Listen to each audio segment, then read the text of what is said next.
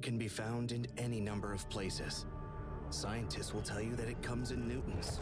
Gamers will say that it can be found in silky skills. We will say that the power lies in real thrills. In the play with perfect ping. In the runes and crystals. In every frag and gank. In your personal winnings. Lock and load for PGL Arlington.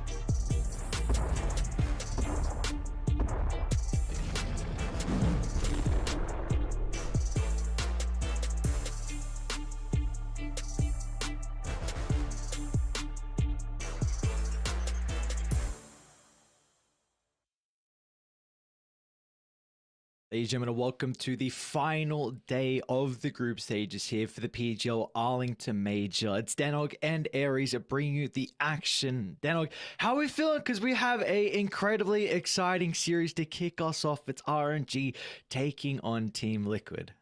I'm excited, but I'm also a little bit sad. It's the last day that we're going to get to do this, but there's the potential for those tiebreakers. There's lots of different permutations that could happen. Teams are so close across the board that, you know, a win for RNG means that there might be some upper bracket tiebreakers. Some wins for Liquid means there might be lower bracket tiebreakers. A win for Liquid eliminates Sonics from contention. There's a lot of stuff that's still yet to happen, even with only 4 games going on across all 4 streams right now. So we'll have to wait and see how it all goes about, but just speaking of those teams that we've got playing, of course, RNG, they are up first.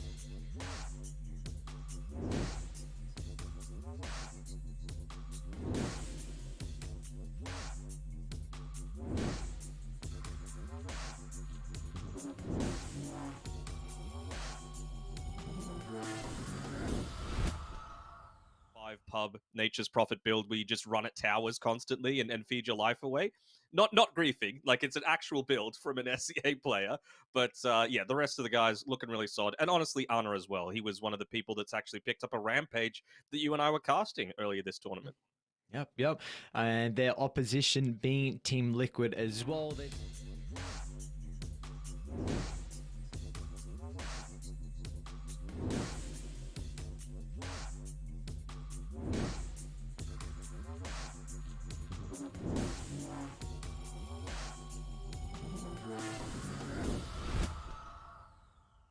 Objective after objective.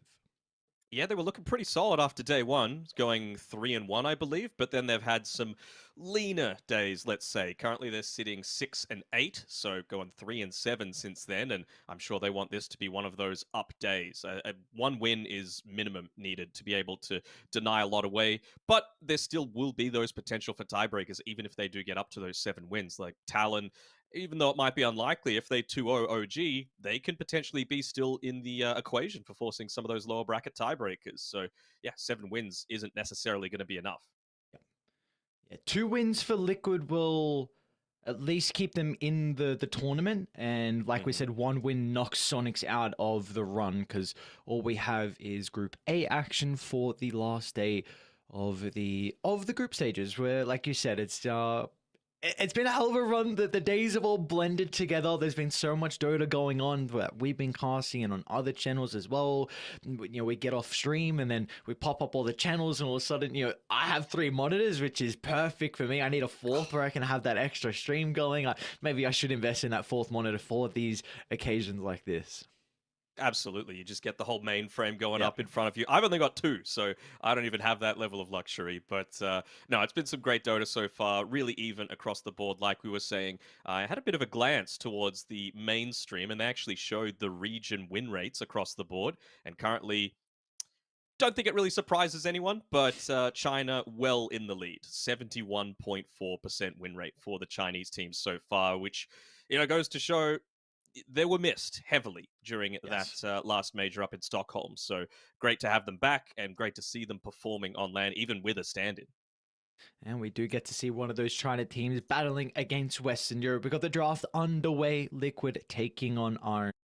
See how this one shapes up. Again, yesterday, Liquid and their Thunder Awaken series, they were putting a lot of emphasis on the Puck and the Enchantress first phase. In both those games, Liquid had first pick as well, and that will be the same in this game 1 versus RNG. They won the coin flip, so they got to choose. They chose to have first pick for themselves, and I think it's just going to be all about getting that aggression up on the board. Again, I don't think we're going to see anything too unorthodox here by RNG. Lone Druid, Bristleback, probably going to be those first to go for. You can't give the potential for a Bristle going into that 8th pick in general, but against Matumba Man as well. He's just so fantastic on that hero. Was also having a bit of a look through some of the uncontested heroes so far this tournament. There's been, quick maths, 19, I believe, 18 that actually can be picked because Primal Beast is one of them. But the only ones that really surprised me are Bounty Hunter. That was being picked up a lot in the most recent LAN tournament before this in Riyadh. People have been playing it in pubs a decent amount. Maybe Sand King to a lesser extent. We also saw a little bit of a Lich. Lich paired together with that Bristleback that I was just talking about gives you 100% damage reduction physical if you're hitting from the back. So it is a really good way to be able to counter out some of these strategies, like, let's say, a Razor draft. You just try and run at someone, you turn your back and run away. Who cares? You're just still going to rip through the entire team. But surprisingly enough, that Bristle has not been banned just yet. Okay, this is really interesting. So, like you mentioned, Bristol not banned. RNG, they ban out their own Tiny. It's something that Kaka has thrived on. Kaka has a ridiculously strong Tiny, but they also recognize that Liquid, with the first pick, there's a potential for them to pick it up. Boxy plays an incredible Tiny. Mickey, one of the best mid lane Tinies as well. And now the Puck goes uncontested. So this is the mind games. Both sides coming prepared. Of course, there is a lot on the line for this last series. Yeah, I would say this Marcy is a little bit of a Puck answer. Like, they're still going to get it because it's busted and the Tiny is banned out. But we've seen multiple teams go into the build with a Marcy where it's like, first item, Blink Dagger. You just want to make sure you can blink in, get that dispose off. It's such a low cast point that most Pucks aren't going to be able to react in time. And that just gives you the pseudo initiation that you need to actually follow up with the rest of your heroes. So we still need something that's going to do a decent job in lane, but also be able to execute those ganks onto the Puck. And, well, it's going to be a Viper. Okay, so Liquid maybe looking to go a bit of a block style to make sure that Bristleback's not a factor, or potentially force RNG to have to ban it themselves because, you've got the Viper, you've got that main source of break. I was just saying before, Razor isn't really one of those things that you're too concerned about when you're picking up that BB. Is a combo though from Liquid that we have seen a lot of emphasis kind of being banned out. Like, if Marcy's not available to be picked in the first phase, you can't really go into this like Viper Visage that a lot of people like to play with the Marcy combo. So that is an incredibly strong lane that Liquid are going to be playing with, and of course they often always put a lot of emphasis on having strong lanes.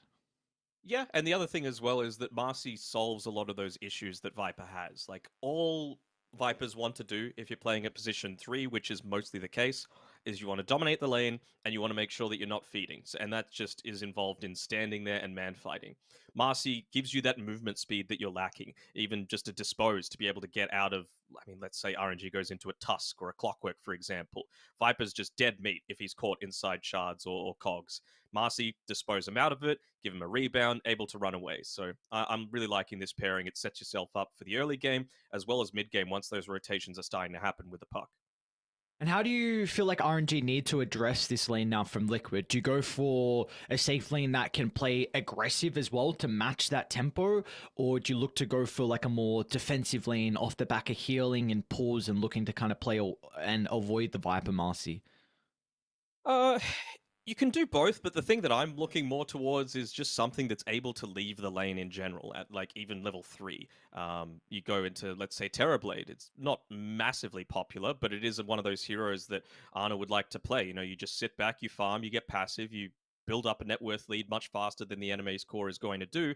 And one of those things that I was mentioning about with Viper, you just want to stand and fight. You are not a invading hero. You are slow unless you go into that Boots of Travel build, which is pretty rare these days for the Vipers. So you can get away with doing a lot of these jungle shenanigans, letting your illusions do the work.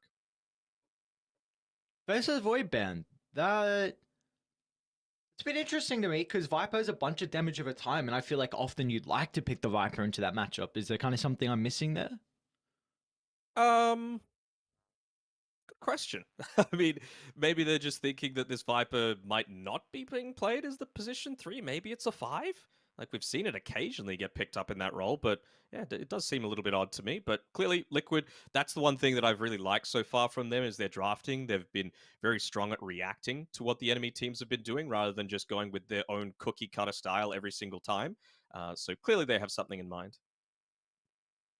I think you do have to be taking into consideration though on the Jug and the PL for Honor, and in fact, it's actually RNG that ban up the Jug in the second phase. So I think Marcy Viper, pretty single target. PL is a great way to deal with the Viper. Of course, it's just something Liquid in this second phase with the 16, 17. They have to be careful about what they pick, because if they are very single target, then RNG, they'll pick up that PL in a heartbeat at the 18th.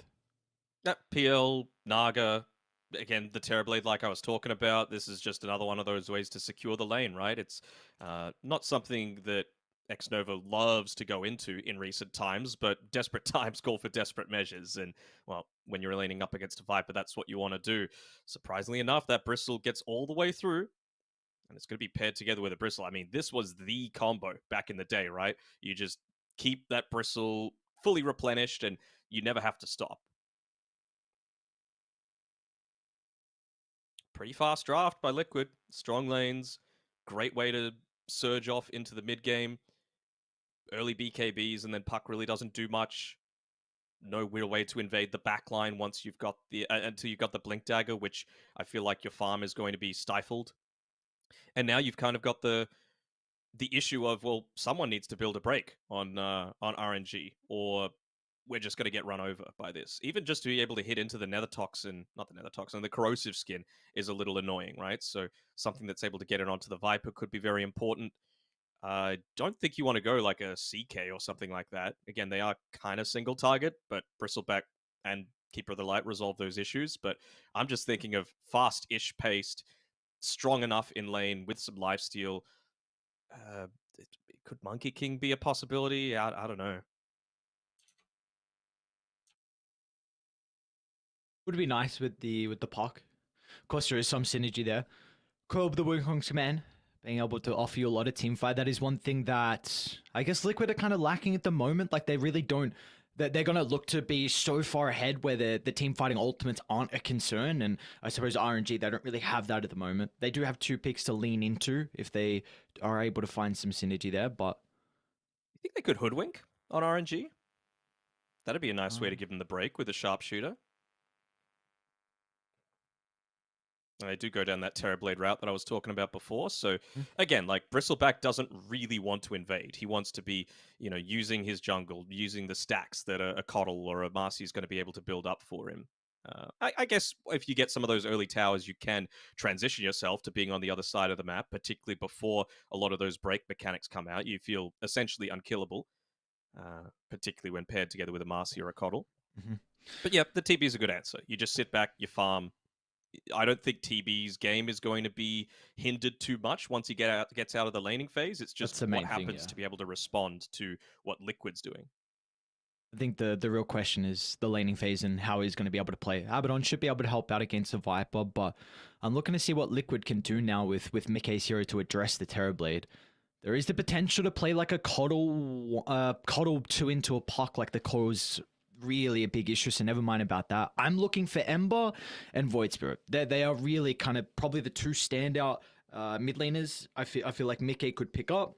In particular, just with Ember works very well with the Coddle as well, the double slight spam. There's not a lot of control that RNG are going to be working with, and both those mid laners also address the Puck and the TB. So they get rid of the Wyvern though, which, okay, I mean, I don't hate that as well. Yeah, I mean, I think the thing is that Puck is great against that mid Coddle or mid Wyvern, but you need something else to be able to follow up on the Dream Coil, right? As long as the Wyvern is flying around once he gets the Aghanim Scepter, you really don't care, right? Yeah. Like you might get Dream Coiled, but then you just shrug it off and continue to run on away. You'll also have a Marcy to be able to help you out. You'll have the dispose and the rebound again to be able to create some space. So I'm not counting out the fact that this Coddle might be a mid, but it probably is going to be a 5 just because of the pairing with the BB. So I'd probably be looking to go down the route of that Void Spirit just because decent enough against the Puck, gives them that lockdown that they are kind of lacking until the Marcy gets into the Blink Dagger for that dispose combo that I was talking about. And even just for the backline with the Abaddon for a lot of these saves coming through, you can get into the Aghanim Scepter and then look to get the silence off onto him. And then suddenly there's no Photic Shields, there's no borrowed times coming out. Think you... So we'll say Ember banned out. I think the Void Spirit definitely is up there with now probably the better options I feel left for Mickey. I'm trying to see if there's anything else they could be considering. I also do want to quickly mention, I think Kaka, Nyx Assassin could be an option here. He loves to run that hero melee with the Razor, good into the Viper Coddle, and if you are looking for a Spirit here on Liquid, then it's going to match up quite well. So I would really like Nyx. Is there anything else that you feel like could come out here instead? I do feel like that is lacking in damage, though. Like, it doesn't really help out the Puck, because you already have such a lack of damage with the Abaddon. That's why I was wanting the Hoodwink as well. Not just for the break mechanic, but yeah, just the burst coming through. Like, it's not an amazing lane, right? Razor, Hoodwink, but you need it. You need something that's going to be able to do damage here. Okay. I'm worried about their damage. Yeah. I mean, okay, so this TB lane into the Viper is very volatile. The Viper does... The Viper doesn't have a crap load of armor, which means the Terrorblade with meta early on can get a lot of kills onto the Viper, which can be very difficult to play with, but whenever's meta on cooldown, Viper can just easily deal with the Terrorblade, like no doubt about it. It might be a little bit different though, because the Aphotic Shield, but I've actually seen these matchup go, because a lot of people will say Abaddon's a counter the Viper, like you have a way to purge off the poison attack and then he's forced to reapply the stacks, but I've actually seen Viper and Marcy into the Abaddon, and as soon as the shield's activated, Marcy just disposes him back. All of a sudden, you're further away from the tower, it gives enough time for Viper to be able to get the stacks off, and then that Abaddon counter is just not as strong into this matchup. So I think really for RNG, you need to play off the back of getting a kill early with meta. Maybe Kaka can go down bottom with Impaled to get first blood. If they don't do that, Ana can just go back to the jungle around level 5. But I think until then, they could struggle in that lane. Even level 3, honestly, Ana might be forced out of this lane. Like, it's rough. Most of the time, I agree that, like, level 2 on the Terrorblade, even against a Viper lane, very, very strong. And, of course, the Abaddon makes things not so bad, so you're able to get up to that level 3, level 5 timing. But I'm not so confident about the Abaddon actually being able to convert onto the Reflection Slow plus the Metamorphosis to be able to get that kill. So, yeah, if they're going to get anything out of the lane, I think it's going to need that Nyx Assassin to be there for the initial stun. Really, I think this game is won off the back of Kaka. Like, it looks like a very, very good Nyx Assassin game. We saw... I'm pretty sure it was yesterday, actually, Liquid were versing a Nyx Assassin, right? It was the South American team, Thunder, that were playing it. And it was just against so many heroes that they needed to spam from afar, and that Spike Carapace was just such an issue. So Kaka thrives on this hero. He's played 4 Nyx Assassin games in 2 or 3. He's won all of them. He's Master T Nyx. He knows how to play this hero, knows the limits. And if there's any way to get RNG over the line, I think it is off the back of his Nyx Assassin. Yeah, I agree. That Nyx Assassin, of course, Gojira. He's been taunting us all tournament, queuing up the Midas and never going for it. Thank God. Did he go 1 game, actually? No, he didn't. Are you sure? No, I'm like 98% I remember it was shorted. going to be 3 of them getting it, and he didn't. He switched out and got the Blink Dagger, the correct choice. I'm gonna double check after this. I reckon you're wrong. So spiteful. What are you so spiteful? I like have a vivid memory of seeing his Midas on cooldown. Okay. Maybe it's just your boomer memory coming We got through. a game to cast, all right? There's no South America in this game. This is RNG Western Europe, and well, Western Europe. There's a little bit of pride coming through here. Tundra were the first team eliminated from the entire tournament. The only team that has upper bracket secured is Entity right now. First things first, Dix. Who's their money on? And that's with a stand-in. It is a European stand-in, but it's from an NA team. Saberlight, I think it was Loda that asked on Twitter a little bit earlier yesterday who everyone's top 3 players of the tournament had been so far, and I said Faith Beyond, Saberlight, and DJ were my top 3. What are your thoughts on TSM being in 2nd place in both groups? Now the battle begins. Easy clap. Always going to happen. See Dota, best Dota. When I saw that, I thought that was quite funny, actually. I'm like, oh, damn, they're actually 2nd in both groups? Damn. Good comment from someone I saw in Twitch chat. See, Twitch chat can provide some decent entertainment. They can say a couple of good lines here and there. Twitch chat are 10k MMR, okay? They have information, imagination, theories, and straight up bullshit beyond their years. I mean, for Liquid, you're spamming ZyJ, but what do they spam for RNG? Yeah, when you're for South America, you got the Something else that they're doing is switching up these lanes here. Insanium and Tumberman, they're top against this Terrorblade.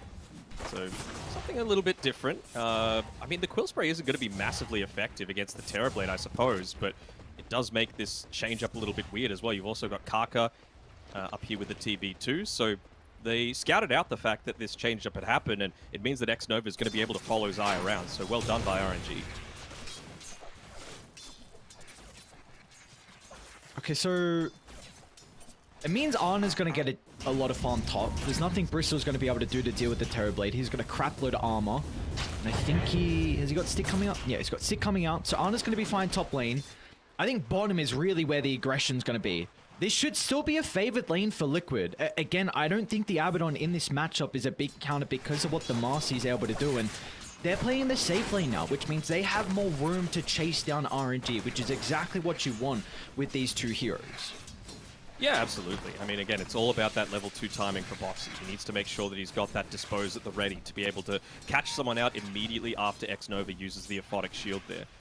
They're even looking to break a few of these trees just to prevent X-Nova from moving in, trying to harass, because, of course, Abaddon, one of those really annoying position 5s that just have an insane amount of movement speed, decent enough attack animation, where you're able to bully away the enemy a little bit. There we go, level 2, instantly. They're trying to wait for the Aphotic Shield before disposing. I'm going to do it afterwards instead. Chalice still taking a bunch of damage, but he's got the Selv to play with in this lane. You see also the amount of resources they're playing with. X-Nova, 3 mangoes. He's even got a Selv, so they recognize this is going to be a battle of the nutrition down bottom. A few right clicks here. He's getting a tiny bit low. I mean, he's got the salve available and the tangos, but surely that's not what he was expecting. And well, it's really just about the fine line of being able to use the plasma field to be able to harass and CS, but you can't have Chalice just pushing the lane out. He might be in trouble, X-Nova. He should go down. More than might. Yep, there we go. First blood's going to be picked up eventually for Liquid, and you'd love to give it to Zai, but Boxy snagged out himself, so a great start for them down bottom.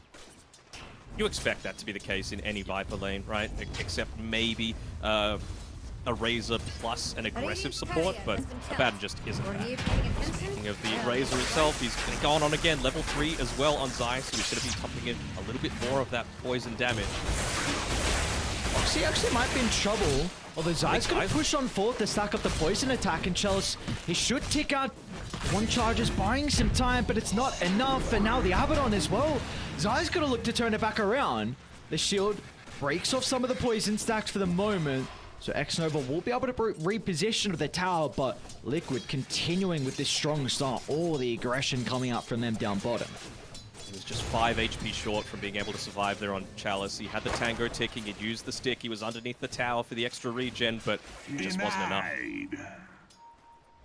There's just so much action on the bot side. Top, though, they're looking to make a little bit of a play here onto Kaka.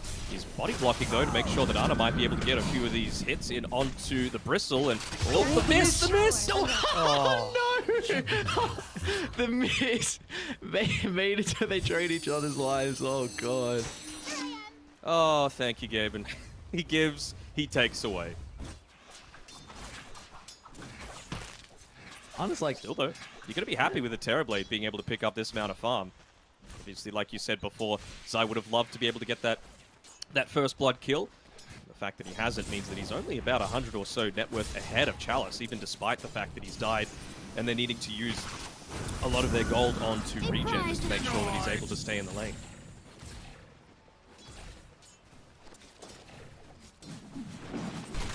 I feel like we're going to see a lot of the rotations come out from the Void Spirit and the Puck down bottom, so it is something that both Liquid and RG have to keep tabs on. Really, that level 6 is what we're looking for Mickey and Somnus to start to get involved. Speaking of Mickey, he's doing a decent enough job against the Puck. Trading relatively well in terms of the regen front. If he gets 6 off this creep, he's going to go. Yeah, Somnus going to be in trouble. They know the orb's on cooldown. It's a beautiful glyph from Mickey. The understanding with the orb being on cooldown, he can get aggressive under the tower, and one more right click gets the kill. Mickey understanding perfectly that he has this 6 advantage. And look at what wave it is as well. It's the siege creep wave. I believe as well X-Nova was starting to use his TP mid, so no one's going to be able to soak up a lot of this experience. It's a lot of resources going away from RNG.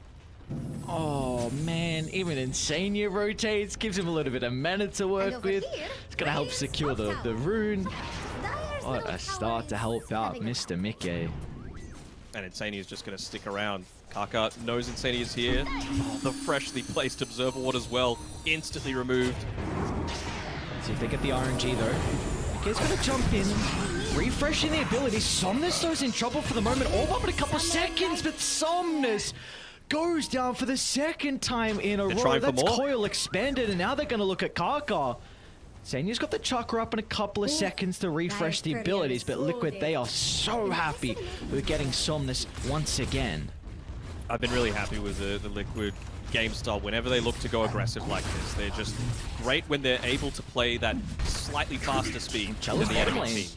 He's going to be in trouble here. Zai with the last tick. It's another lane that's continuing to not go as well as what RNG would be hoping. And then top side as well, he's equal with a Terrorbladed farm, which again was kind of what we were expecting to happen with this lane, considering the high armor on the TB against the Bristle. You don't really care all that much. He was also able to get that kill up against Martu. And now that he's level 7, straight back to the jungle. Like Conjure Image, that's going to be the thing farming up a lot of these neutral camps. But it does mean that your map's going to start to shrink. No one can rotate up to this top side on RNG. Nyx and the Abaddon are terrible at stopping split push. We're going to see that damage issues come out pretty shortly here for RNG. And I feel like level issues as well. Like Abaddon's not going to make plays, so it's going to be up to the Nyx Assassin level 6. And because the Puck's had a pretty bad lane as well, he won't really be able to connect with the Nyx to try and find these pickoffs. I'm also liking Mickey's itemization. I know I was talking about before that they might have needed a few things to be able to catch out that Puck, but it doesn't seem like he cares about that at all. He's just like, okay, well, we can run over the... What are we watching? Martu just like that last core, like 500 damage. So the thing I was saying before was Mickey, he's going first item Aghanim Scepter. Just boots, wand, bottle, Aghanim Scepter. And this is great. This is what I was talking about, right? You just need to take the Abaddon out of the equation. And the way to do that is silence. This is the easiest way for them to be able to pick that up. He's even getting lucky with the runes as well. Haste bottle. So what is the game plan here for RNG? What do you do when you've had a laning stage like this and you're down 2,000 gold? I think what Somnus is doing, basically, make a rotation down bottom, try and secure a kill, but, well, they're going to walk right on past a Observer Ward. They should have it dewarded soon enough, but you could just see from the way that Zai and Boxy are positioning themselves in the lane, normally they'd be feeling really confident, right? Getting super greedy and being like, we own this lane, but the fact that they're backing off means that they have that pure information. Somnus needs to go back to mid and try and salvage something out of this game for RNG. I think RNG need to also get set up for this catapult that's going to spawn in the next minute 20 in. Well, Liquid, they want to put pressure on the tower beforehand. Why not? If you've just got such a dominant start to the game, you've got that Vanguard, which means you can tank up the tower. Matsu even just turning his back whenever he can to get those bristles going. What's Insane you're up to back here? This is, this is... the enemy's territory, brother. Oh, distraction. It's just so they can take the T1. I understand. He's making them work for it, because meanwhile, bottom lane as well. Insania will go down, but Zai's also in trouble. Well, the distraction doesn't particularly pay off, it looks like, for Liquid, as RNG gets some pretty big kills across the map. I think they're actually okay with that in general, though, right? Like, you take the mid-tier 1 tower, and like I said before, if you're showing on the lanes, Liquid have the lineup to just run at you and kill you. They don't have the greatest jungle invading lineup, so if you could just take away a few of those towers that enable the entrances into the jungle, it means that Matsu can play like this. He can position himself in the jungle. He doesn't need to farm the lane creeps. That's something that even Insania can do, right? On his Keeper of the Light and get a decent amount of farm. He's going to spend his time stacking, though. Nicely done. The double. Of course, they do have a Observer Ward nearby. They have no one that's going to be able to take it away. I was just going to say, you think it might be a bit too difficult for them to be able to contest that stack, however? I think it's going to be a lot difficult. He's in a lot of trouble top lane. He's got the Spike Carapace to work with, but the Goose and Quills are stacking up, and even Insania nearby to be able to refresh the abilities, and Insania's going to look for the yoink. Matsu will chase him down with ease, and meanwhile, down bottom by the outpost, Xnova's in a peculiar position, to say the least, as Boxy and Zai in combination together. We'll get another kill for Liquid across the map. He's just being an Observer Ward, you know? That's all he was doing. Just let the man do his thing. The lane didn't go too well, and he was just like, look, at least I'm giving Ana information. It's going very, very well for Liquid right now. Zai, amazing. Just like I would expect. Going straight into that Dragonlance, he wants to... You don't want... Like, Puck doesn't want to run at you if you just are able to tank up a little bit, and you have that movement, like I was saying before, from the Marcy. Honestly, feels like probably Zai is going to be the one receiving a lot of these side kicks from Fox as opposed to Matumba. He doesn't need it. He's already going to be survivable enough. It's just going to be pumped in onto Zai.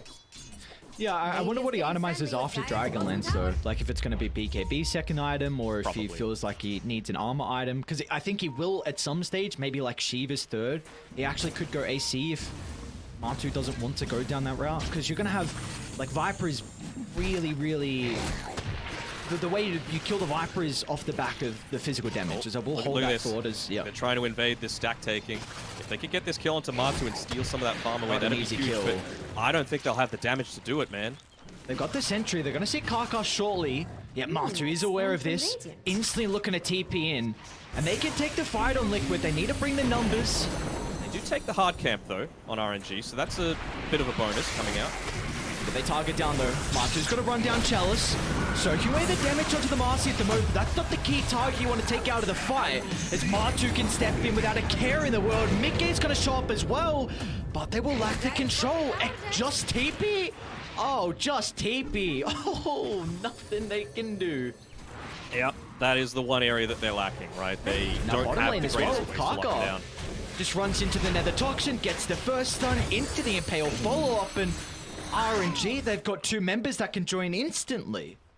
And that highlights the importance of having that BKB on Zai, right? He's got the Dragonlance, so he's going to be able to disassemble it to have that slightly faster timing, but you just can't not have it when you're up against a Puck who's just going to be able to lock you in place, allow the Terrorblade to smack you down, same sort of thing with a Razor, and even just the Nyx Assassin, excuse me, the Spike Carapace. You're always going to be able to get off a Carapace if you don't have that BKB. So, nice moves coming out from RNG. That Observer Ward really paying off. Eventually it got dewarded over space creation once again. so this is an answer that you can go for. Like, obviously, you want to take away farm from a Bristleback because you want to beat his early-ish timings, but you also needed to make sure you took that tier 1 tower bottom because, like I said before, it was a great move by Liquid to emphasize taking mid tier 1 tower as well as top because that opens up the jungle, prevents TB from being able to farm. But what does Ana do? They just take the enemy's tower, put a lot more emphasis onto that so that now he can farm in the Radiant side of the map. So nicely done. It's away from what Liquid want to be achieving right now, which is just constant pressure onto the Dire side. Haka is scouting out Mickey. Zaya's going to be playing behind him. They also have Boxy to the north as well. A bit unsure of where RNG position, but they are very close to some timings for Liquid. Almost Scepter completed on Mickey. Martu's almost got his Scepter as well. We'll need one more component. And are we worried that RNG are not going to be able to have the ways to be able to combat this really big timing that's about to arrive from Liquid? Yeah, that's it, 100%. You're not going to have anything, right? You don't have the Blink Dagger to disrupt the backlines on the Puck. You don't have the BKB on the Razor. Bad isn't really going to hit any sort of timing, really, to be able to respond to this. And yeah, Nyx Assassin Blink is going to be ages away. So yeah, this is the time right now for Liquid. If they can invade, take out Terrorblade in might be in particular. trouble. He just picked up the Scepter. He's going to look to jump. Holding the Resonant Pulse until the follow-up is there, but it's off the mark with the ulti and the Remnant. I was about to say they're going to try and turn around, but again, RNG don't want to fight into this item timing. They know that if they're smoking, they've got something really important. So it's just about splitting up the map, in particular, pushing out this bottom lane. Liquid don't want to come bot. They want to get more objectives. They want to open up the Roche pick because you've got the minus armor coming through from the Bristleback to be able to take that. So if you can just force people down bot and also get the gold for your Blink Dagger, it's going to be a big win for Somnus and RNG. I think Liquid, if RNG keep avoiding them, they might just run in the pit and say, alright, if you're going to avoid us, we're just going to look to take an objective, and if you don't come, we'll get ages. If you come, we'll win the fight. So this is going to be a difficult decision from RNG. Zai putting himself up on the top side, shoving out the wave as much as he can with that Nether Toxin. Still feel like they need a little bit more damage, even popping the Unleash to potentially take out this Roche a little faster. Looks like they're ready to make the rotation through on RNG. With the smoke, 5-man. They don't have the Dream Call yet, though, on Somnus. We want to see if you can try and take out Boxy. I think that's the great start. Gonna scout them out. Karka's gonna look to move facing him as well. Martu's in trouble with Arna's damage. Martu should go down to start the fight. That is a perfect start for RNG, but Liquid, they're looking to hit back. Mickey's gonna find the Nyx Assassin off to the side. A 4-on-4, but can they continue? And even Karka's gonna look to buy back as well. They want to take this Aegis advantage away from Liquid. Got the one silence coming through from the vision to Resident go for the steal. Mickey's trying to line up, but Roche isn't low just yet to get the jump. Gotta be cautious of Arna's help. He's in with the Sunder, but X-Over trying to protect him, but it's not enough. Coming through from the shield. Aegis gonna be snagged up from Chalice for the coil, leashing Liquid inside of the pit as RNG. You lose Arna, but you take so much more out of this team fight. Oh, that was just so unfortunate for Martu. Like, he just hit his big timing, right? He had the Aghanim Scepter available, but it just meant that he instantly got hit by that Spike Carapace. They had the vision as well of the Nyx Assassin being roaming around. The Sentry Ward was down. Somnus should still be fine, although Martu, with the highly skilled QW spam coming out, trying to take out X-Nova. Somnus has to be careful here. Looks like they'll be able to secure one kill at least, but what a big fight coming through from RNG, being able to secure that Aegis for, honestly, the most vulnerable hero on their team in the Razor. He still wants to be the one going in onto the front line. And do we feel like Liquid are playing on a timer here? Like, is this something that we have to be worried about at them not being able to find this first big spike in the game with that Roshan? I think so. I just want to have a quick look at that replay, actually, just while we've got the time for it, because it was just really big plays to be able to pick up that Bristleback. I want to see what happened with Ana. Like, he dropped a lot lower. Did he miss his Sunder target? I feel like he went from really high to really low. On. Yeah, but I feel like he sundered a teammate. Like, did he sunder Chalice or something? I'm not sure. Yeah, there we go. No, it was just pretty minimal HP coming through there, but still, Roche fight working out really well for them. In terms of what you said about the timing, I think it's not necessarily like the carry-to-carry matchup per se, Radiant's middle but tower now is that you've under got the Blink Dagger on Somnus, like this supporting cast of the Coddle and the Marcy that are buffing up the Bristle and the Viper accordingly, it's just so much weaker. Like you can lock in onto them, you're not going to be able to rebound yourself away, you're not going to be able to run away with Coddle's insane movement speed. So if those are gone, then suddenly this big team fight spike that you've got with Matu and the Viper, and honestly even the Aghanim Scepter on Mickey, is so much weaker. So you really feel like it's Liquid shouldn't be too concerned about not being able to match the scaling late game? Oh, I mean, it's a Terrapin, right? You're always going to have issues with that. But what I'm saying is, in terms of right now, in a one-to-one situation, Bristle, Viper, Void Spirit should still be okay. It's just about the rest. What is the rest able to do? So it's really going to be on the positioning of Insania and Boxy, making sure they're not getting caught out super early on. And, I mean, Matu was just a little bit unfortunate in that last fight, but he ended up getting stunned facing the entire RNG team. Obviously, popping the unleash. A little bit of a dispel, but Matu's going to look to run the opposite direction, so Boxy does not find a target to leap off. There's a smoke from RNG. Tried to cliff someone, Boxy. You were right there. There's a dieback as well from Boxy, so we're going to be down in the grave for a little bit longer this game. For me, I feel like Liquid, if they don't get second Roche, they're going to be really worried about the Terrorblade late game, and I think RNG should be able to just buff up Honor enough that he's going to take over. Like he had a much better lane than kind of we were expecting off the back of the draft because of them being able to swap the lanes, and he got involved early down bottom with the key kills. And this is Terrorblade that's going to get a ridiculous amount of farms, so the fact that he's matching kind of the net worth of Matu is a big concern for me. I think Skadi maybe +1. What does he go? Skadi direct BKB afterwards, or is he going to start considering maybe like a Silver's Edge? I wouldn't hate the Silver's Edge, but I mean, you need stats still on this Terrorblade, right? We saw there that he's somewhat capable of being burst down. There's not the most that you need to be all that concerned about in terms of, like, I guess the magic damage is okay, but you've got the Abaddon to be able to protect you against things like the silence, and Void Spirit's going to be focusing mostly on just keeping that Abaddon silence. So I don't think that BKB is super needed early on. He might just look to go into more damage as well, right? I know he said he needs stats, but I might prefer the Silver Edge is better than a Daedalus. Yeah, just go down that route. See though, this is big for RNG. Just looking like a farming ages for them. 40 seconds left on the Immortal on Chalice. And he's going to be working into the Refresher next item as well. And it feels like for Chalice, who's that #1 target Razor wants to take out of the fight? I'm looking at like the Viper. Are you on the same boat? Yes, Viper is the one. Like, it's really annoying, right? Because you want to still be running at the Viper. Boxy here. I was even going to pop a BKB to get the kill. Really good positioning from Insania, and that is a victory in itself. And with the Aegis expiring shortly, Liquid, they might look to smoke now. Yeah, potentially Zai's going to shove out this last wave up top. He's going to have his own BKB, which is going to be very important, like I've been saying before, against the Nyx and the Puck in particular. You want to be able to fight freely, just stand there and right-click. Marcy's going to enable you to do that.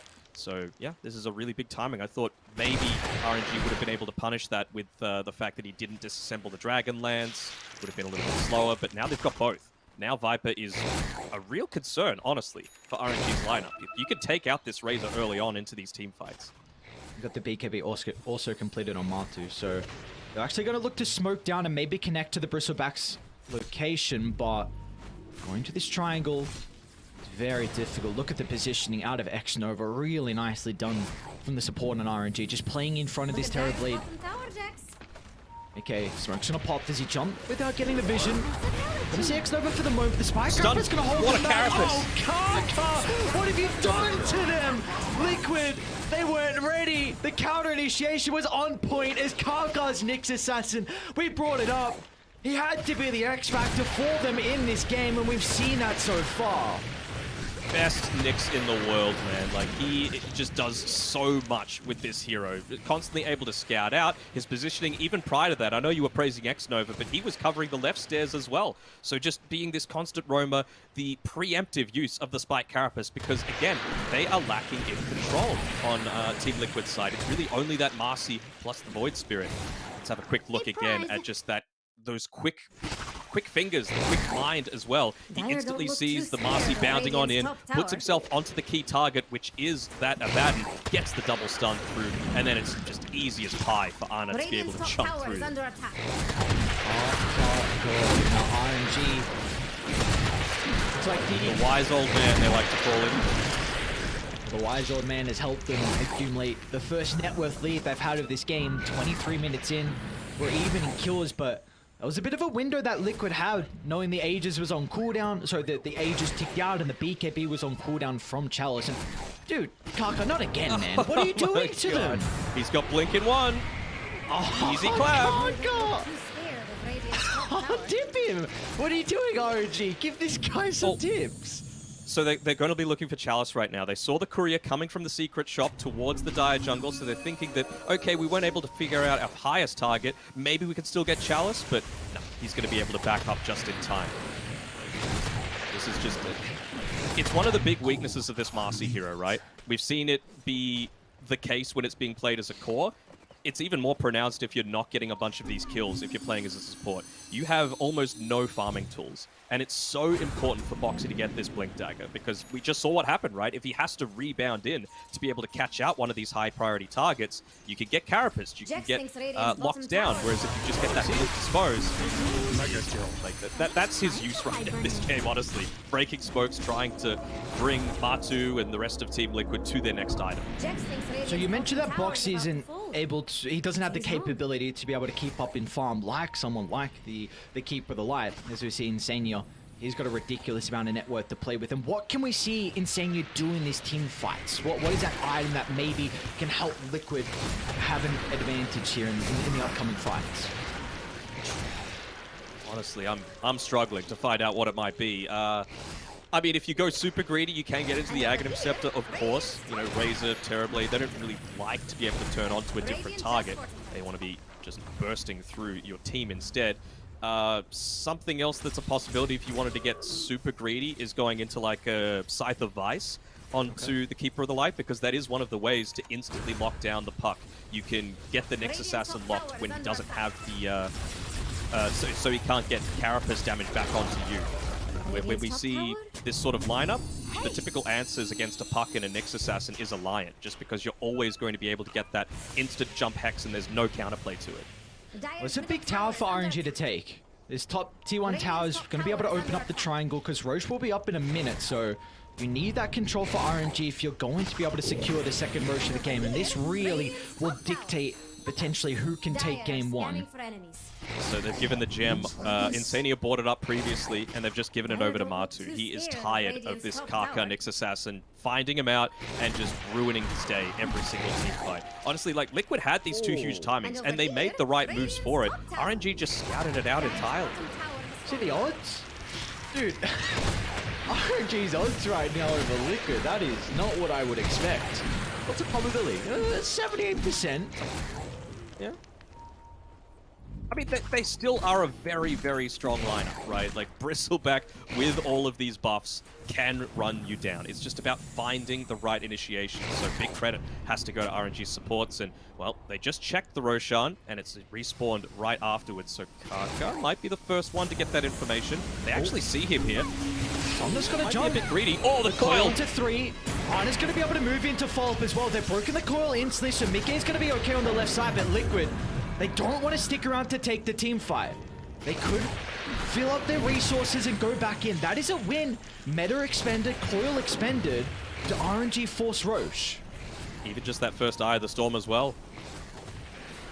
Assassin with the Vendetta going forward, trying to find the key target. If he could take out either Insania or Boxy, that would be huge. They're going to see Zai. That's why they're trying to go for this backline. They're going to see Zai. Kaka's in. He's under the T2 tower. Zai can pop the BKB, but it's actually going to be Matu that charges in the middle.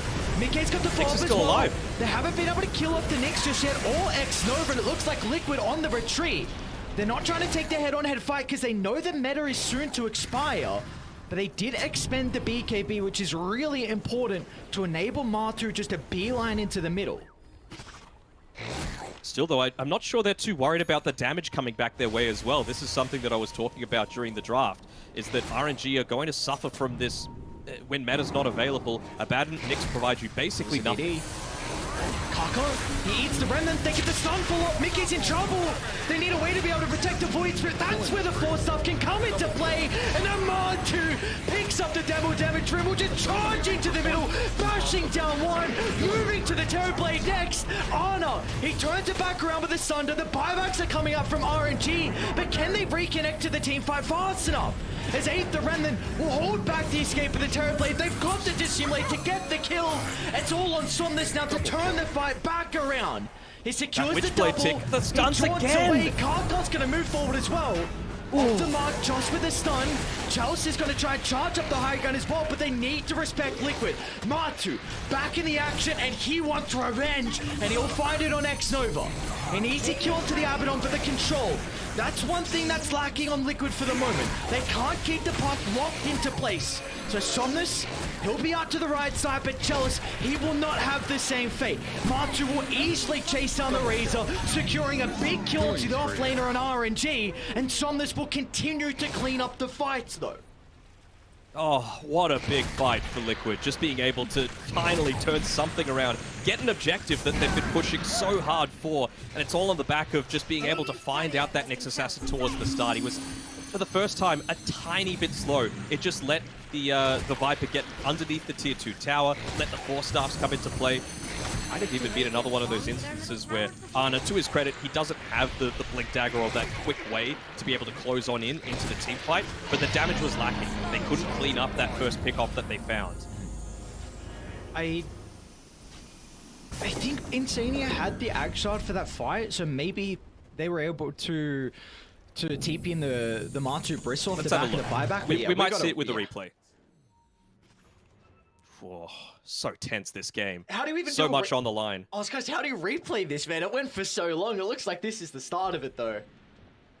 But you just see, like, Ana, he's moving a little bit slow because a lot of that emphasis is, like, just keep him out of the fight. He is the damage. We can't let Mickey go down here. And Mickey's positioning in this fight is really good. Just constantly diving himself in, diving himself out.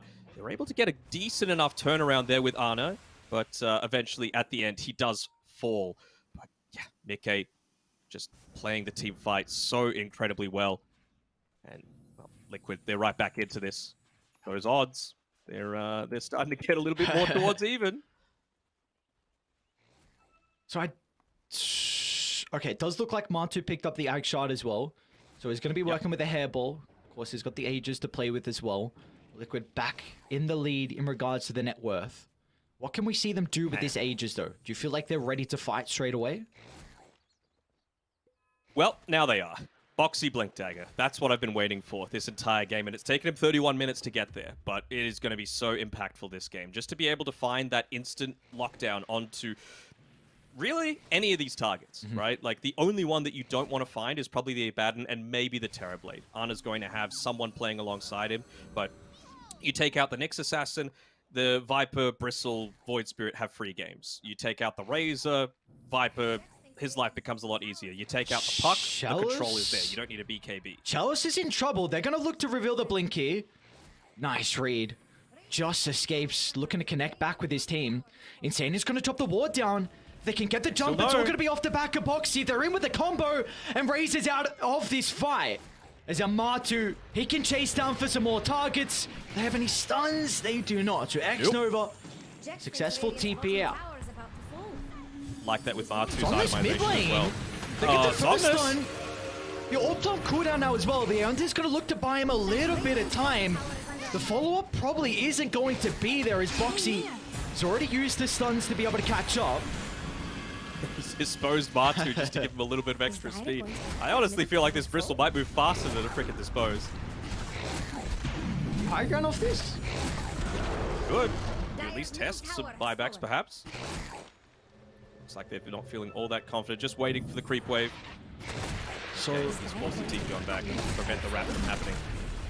Keep in mind, there were 3 buybacks used prior from RNG as well. The only buyback available is Honors. And for Radiant, you've got the buyback on Zai and Insania.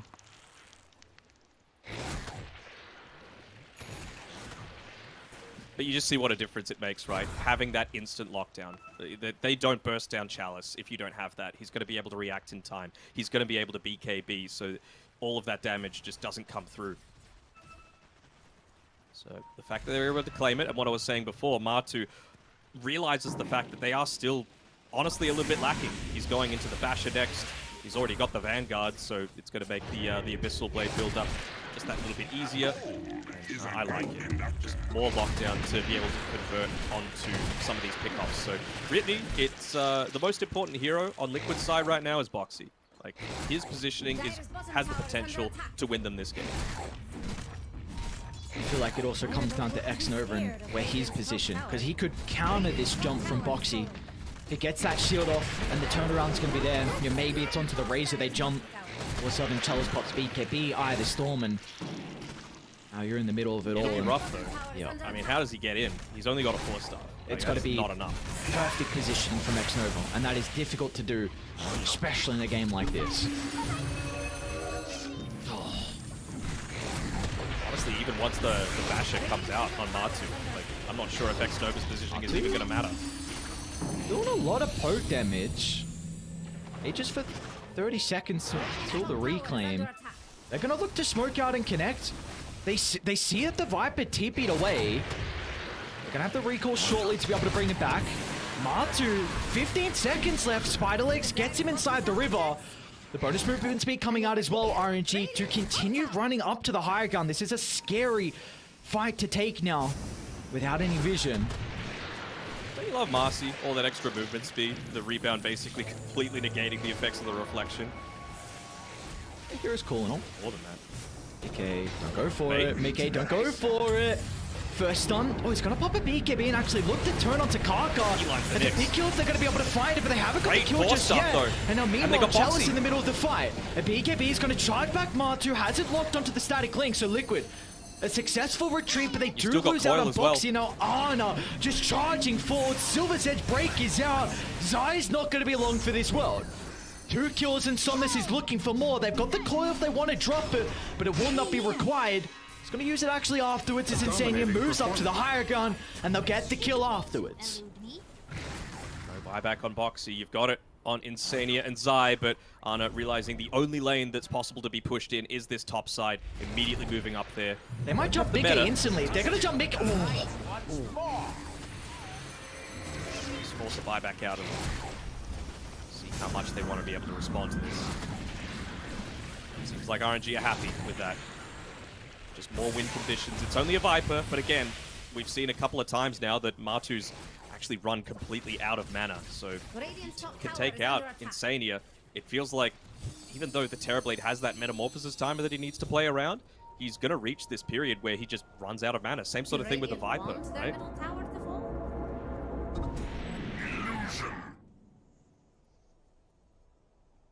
A little bit of lag. Not crazy. So tense. Yeah. I feel like both sides would, both sides would like a breath of fresh air to be able to reset themselves in such a crazy game that we have. Of course, the stakes incredibly high as well. Last day of the group stages. Liquid still yet to be able to have their fate, of course, to continue on in the Arlington Major. We do have a replay though, so we'll chuck that one up and we wait to see. It's just that pick-off that they were able to get there onto the high priority target, Insomnus. Not a pick-off, but at least forcing him away. Oh, it's this cute little play that he made. Just jumping away, using the A on disc. Preventing the follow-up coming through there. Just such great individual skill plays, right? Even Kaka with that retreat previously, you know, didn't have the Blink Dagger up for a couple of seconds, popped the Carapace, gave him plenty of time to be able to get away. Are there any other heroes this game that you're like, this person is synonymous with this hero? Because for now, it's Kaka Nyx. It wasn't always. It used to be like Kaka Lion was the one that I always looked to think of. But in terms of Liquid, probably the Matu Bristleback's up there. Insania Coddle as well. Insania Oracle is what I think of when I think of Insania. Okay. That is a good point. So we have to decide on one hero. Oh. Yeah, alright. I'll give Insania his Oracle. Fair enough. But do you give Matu the Bristle then, or the Druid? Maybe just something green. And I know you've said that Bristle is not green, but in my eyes he is, because I am colorblind. Yeah. Like his Necro is up there as well, you know. Pretty, if I remember correctly, he's got a tattoo of Necro. I can't remember what it was now. But a little memory of his, of course, TI run. So this is one other thing, just while we've got a little bit of a pause remaining. Zai, the Viper is, I don't want to call it like a pseudo counter to the Razor, because you've got that BKB piercing ultimate, right? And it might not do, you know, the most damage. That's not what he's really itemizing towards. It's just the slow, to be able to slow down this Razor. But obviously doesn't have the Aghanim Scepter yet. He's got it queued up as his next item. But on RNG's side, Chalice has just reached level 20. He actually didn't go for the Storm Surge movement speed. He's gone for the Eye of the Storm strike interval. I guess maybe just thinking that, again, it's that damage component that they're lacking a little bit, so maybe that's going to give them a little bit of help, but I still really would have loved to see the Storm Surge movement speed. It's all about just catching out this Coddle who's very speedy, catching out this Marcy who's very speedy. Eventually, you're going to have issues with the Viper Strike onto you if he's able to get into that Aghanim Scepter on Zai.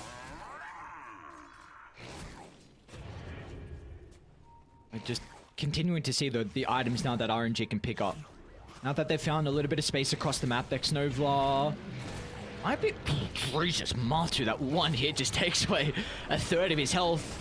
The waste Not the even ultimate. 25 yet. He is gone. Yeah, just imagine how much damage Matu is going to be pumping out as soon as he hits that 25. Is RNG considering about moving in? They don't have everyone at the moment. Somnus needs the TP back. They get the break. Instant use of the BKB from Matu, so he's going to be able to reposition. In fact, he wants to charge Chalice down. So a couple BKBs expended. Do Radiant launch their middle tower? I mean, double spending the BKBs, I would say, favors RNG, just because, again, you're going to have this Puck that now has an influence. You're going to have this Nyx Assassin that has a stronger influence in these team fights. TB basically only cares about right-clicking. The slows are nice, but just to have that extra tool at your disposal. And look at that. Keeper of the Light going into the Scythe of Vice next. I love it. They realize we need to take care of Puck and Nyx. That's the highest priority. Yeah, I think Puck has to go, because I'm under the assumption this level 25 on Puck could potentially win them the game, because we just saw what happened in that fight where Matu can get out as soon as the break is utilized. You just pop BKB and you run away. But the level 25 from Somnus is going to stop the Bristle back from repositioning, the Void Spirit as well. If the Viper's in the middle, that means Zai can charge down the Viper and get all the damage from the Static Link. That means Ana, after he gets the break, he can actually kill Matu as well. So I think this, I actually think 25 for Somnus, which he now has picked up, is... I'm really struggling to see how Liquid are going to be able to take these fights unless Somnus goes down first, or maybe it's just a coil that's missed, or he's not at the fight. Coil that's missed. Very nice. Well, maybe... you know, it can happen. Oh, sorry. I was making a pun about Abaddon's first spell. Oh, God. Oh, God, man. I don't know how... You've only got one more day of this for a while, so it's you're just gonna have to deal with it. All right, well, they need Masters 25. They also picked up the AC on Chalice, so that's a big deal. Obviously, he's got the movement speed. Maybe that's why he didn't feel like he needed the Storm Surge, because he's got those spider legs just to be able to catch up in a lot of these team fights. And you know, again, it's all about, like, you don't want to be linking up onto Boxy. But if you could just follow him and use that Eye of the Storm to be able to take him down and right-clicks, then I feel like you're very, very happy and capable of being able to do so. I really would like to see them give Matu solo experience. This 25 is incredibly important. If he's able to find that, that is a bunch of extra damage just dished out in these fights. Boxy? Oh, that was aggressive. Going first, my guy. They have the ward on the high ground. Be going Boxy, first, my guy. He doesn't have anyone playing behind him. And now Roche is up in 20 seconds, so you need to buy back if you're going to be able to contest this. Yeah, that's a very odd move. I mean, no one had revealed on the map for the longest time, and just to run completely blind without the rest of the boys there feels kind of nuts. Smooth. Okay, he's going to run into Chalice. Parker can get the jump just off the timing with the Spy Carapace. A nice attempt, however. Karka's itemization as well. Aeon Disc, he's like, well, you're going to have to catch me twice if you want to take me down. Well, there we go. RNG, they get the third Roche. It's an Aghanim's Blessing as well. Okay. I mean, this is weird, right? Because now that Puck is level 25, you don't exactly want to pop the BKB, but if Ana takes the Ags, you might be forced to. He actually gives it over to Kaka. I was going to think maybe the Terror Wave would have pushed it away enough that it's going to be a factor. Yeah, they nearly left the Aegis inside the pit. They're like, oi! Make sure you pick that one up, Ana.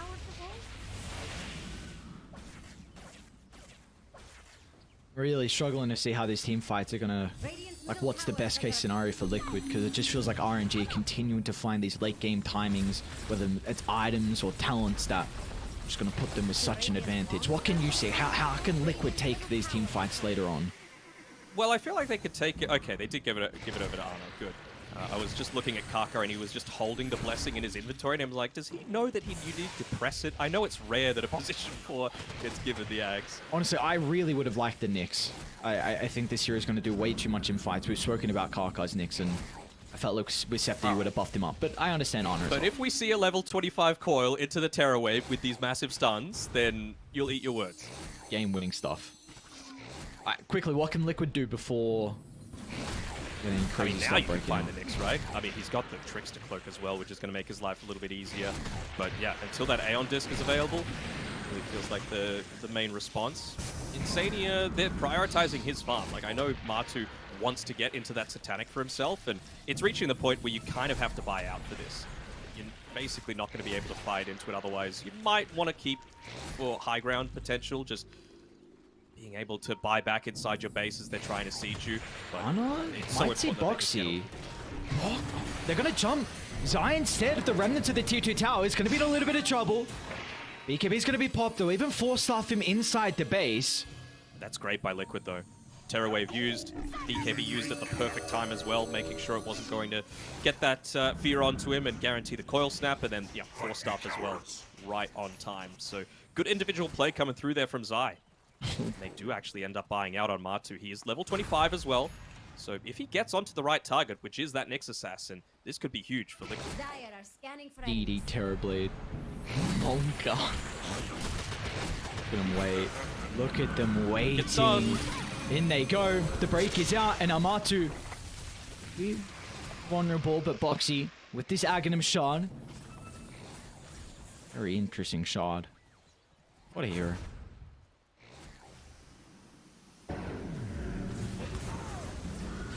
Kind of be counterintuitive though, right? You can still just get stunned up by Kaka and the Carapace. Ana, one creep wave away from level 25. Never mind, he just got it at the minute mark. So, go into the Metamorphosis cooldown. This just leans even further towards the thing I was talking about before, right? Where if the Coddle is dead or the Marcy is dead, Liquid's team fight feels so much weaker because you're going to be relying on Insania to just keep Matu fully replenished with mana. If you take him out, you've got an extra 20 seconds of that Metamorphosis to have to deal with, and the Terror Wave for another 10 seconds of meta. It just feels like way too much. Radiant are scanning for enemies. We're going to go into the Nullifier on Chalice next. Boxy's getting crazy with his positioning. Where's the first one out? Trying to scout them. He's got the Ninja Gear, of course, to play with. No wards at the moment. They're probably, for Liquid, going to stay inside the base for the next minute. Then maybe look to smoke out and drop a ward on the high ground and take a fight with the Aegis expiring. Okay, really ballsy there. I mean, the amount of times that he's been caught out by a Nyx Assassin and he just dissimulates in onto the low ground to try and clear out a creep wave. Those risks that you have to take, but you hate to be that to be the thing that loses you the game as well.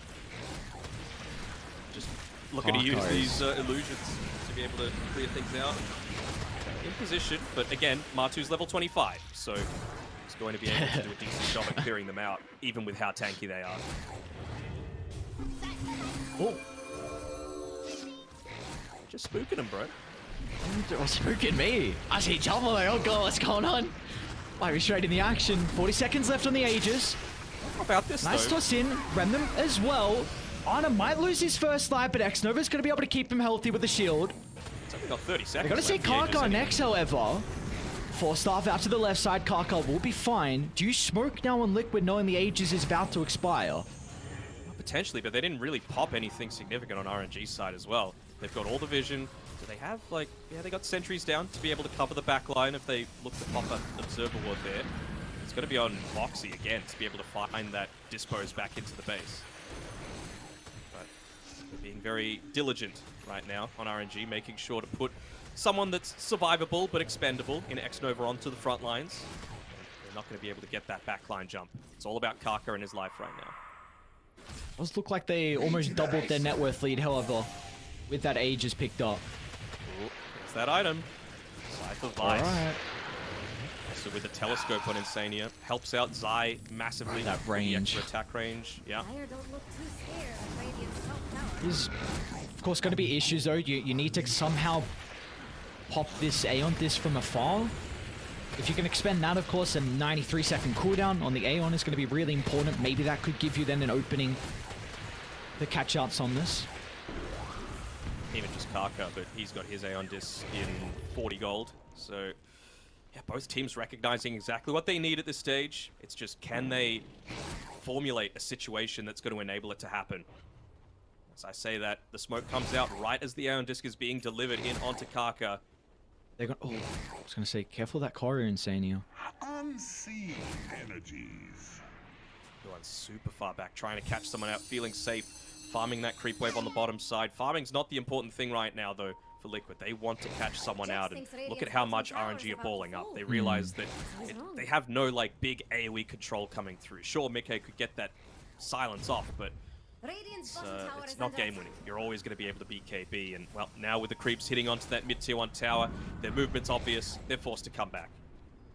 So now for Liquid, you got to be cautious because Insane. Oh, Kaka just misses the stun, and now it's going to be inside the base with no follow-up, but RNG, they just beeline to the middle. They're going to make sure Kaka does not go down without any assistance. Arna's in trouble, though.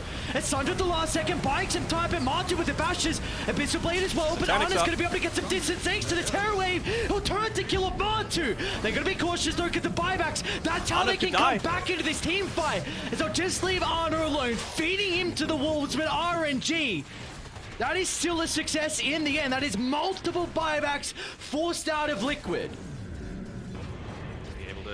Remove a lot of their vision as well. They still do have that one cliff ward inside the jungle, so they have a smoke available. Can they go for one last play here on Liquid's side? Doesn't seem like it. They're just forced to give the gem over to Mickey. Put him on the front lines, realizing again that the damage isn't going to be there without that Terrorblade being available. So Liquid feel confident enough to leave the base and try and pick someone else off. So again, just using that Nether Toxin to shove out mid. They're going to see Kaka. Alright. Somna's going to try and counter initiate as well. A Cole's going to hold them back for the moment. Chalice wants to enter the fight, but Mickey's going to make sure that's not a possibility. Now with the Viper Strike, Chalice, he's got X-Nova playing behind it, but the Emphotic Shield will only delay the inevitable, making Martu more angry. He wants to take it out onto Somnus, but Abash will not be lucky enough to hold down the puck. He's going to do a great job of stalling this out, though. They got the Yours. He's got the Aeon Disc to play with. That should be enough to get him out of... How did he get out of the Remnant? So, Hex is there. He went back into the Hex. Still is going to be playing with the Aeon Disc. Martu need to try and get him with the Abyssal Blade. He's a little bit too far away, however. So, Mickey... Somnus! Not again! No way! Somnus is a baller. This guy is nuts to see him back. He's stopping the push. He's stopping the push. Like, they had no buyback on Kaka as well as Chalice, and Somnus is just playing out of his mind. Dude, to see this guy back on a lane is incredible. One of the best position twos we have seen in quite some time. He is doing it all to stall the push out of Liquid. That is a die back from Mickey. I mean, he's had stints on so many different teams, right? LGD for that great TI run. Played on Elephant TI recently. And now... really one of the shining stars of RNG. I remember a quote from a video that his dad had. He was being interviewed at the time, and he said, "Gold will shine wherever it is," and that's exactly what Somnus is. He is the crown jewel of the Chinese scene right now. With getting that kill on Mickey, that puts him in a position where you now will have everyone up for this Roshan. Well, this is 4th Roche as well, so you got another Scepter, another Refresher to play with. And I do not think Liquid can contest this, and they really needed this Aegis considering they bought back on Matu prior. He needed some way to protect against the win condition of that dieback. I know the Aegis is going to be, sorry, the Aghanims is going to be nice for Kaka. I'm almost at the state where I want X-Nova to get it, because they do have a good amount of AoE damage coming through. So as long as he pops that borrowed time, like, everyone lives. Just got to make sure you're not standing in the nether toxin, so you're actually using it. It's going to be Kaka that takes it, though. Makes I do like that thought, though. I've seen Abaddon Scepters just bring teams back in a game. We rarely see it, but last one I saw was like snaking against Boom, I think, at Gamers Galaxy.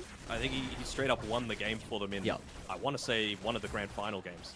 Like that's what I feel like this item can do. Very situational, but all of a sudden it could just come out at the perfect timing and then win a team a game. But of course, we're not going to see it here. It will be Kaka now working with the Burrow.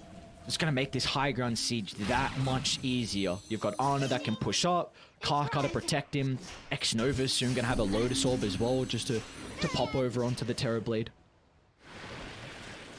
So much buffing up, man. It's like, it's way too much to have to deal with. He's even got little things like the extra talent now that he's level 27.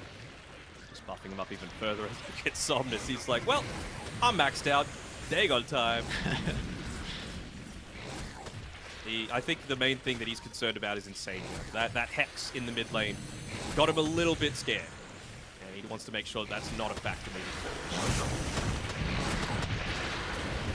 Chalice is just like, alright, I can connect pretty fast with all the movement speed I got, so I'm just going to farm safely on our side of the map. And this is a thing that RNG you can easily do with the Aegis advantage. You've got someone towards your side just getting all the farm, and then the rest of the team will keep Liquid choked inside the base and build just such a crazy economic lead. And then you can wait for runes like this. A double damage rune could really open up a potential to go high ground. Even just level 29 on the puck now, so an extra second on the Dream Coil stun if he's able to proc it. I mean, again, you've got that Terror Wave to enable this, right? So it's just going to go a long way towards cementing RNG's position in this game. So again, it's going to be similar to what we saw at the last Aegis timing for RNG, where Liquid are just going to hold themselves in the base, and I think when Aegis is about to expire, we're going to see them smoke and try to place a ward on the high ground. We saw last time it was down to bottom where that outpost was, and they placed 2 cliff wards. It's probably going to be something identical to that. All lanes are fairly pushed. I mean, Foxy's not going to get punished here. Very well could. No buyback. Still just trying to take attention away from the base. Looks like it'll do a decent enough job with Chalice moving top to try and pick someone off as they're farming up here. Will they find him? No, Chalice has the Scythe as well, so he would have been able to catch him out there. That does give them give Liquid any breathing room. Big ward inside the base for RNG. They're dipping it out. They have confirmation with the sentry there. Be difficult to move up and D-ward though. RNG, they've gotten some extra territory up, and meanwhile, they've got to be cautious. The Nether Toxin instantly with a Spike Carapace gives them a window to get rid of Zai, and now Chalice is going to look to charge in the middle as well. However, with the buyback coming up from Zai, the Scepter on the Viper Strike is going to slow them down through the BKB, but Ana is just pushed up forward in the middle of it all, under the T4 towers. The Sunder's going to time out, so a look to turn to deal with Mickey, but Matu's gone unaddressed in this team fight so far. But secure the first kill to Chalice. Is going to look to turn to try and deal with X-Nova as well, as 2 hits down the Abaddon. No messing around for Matu's damage. They still have to respect RNG. Ana is no joke on this Terrorblade. Mickey, gotta be cautious.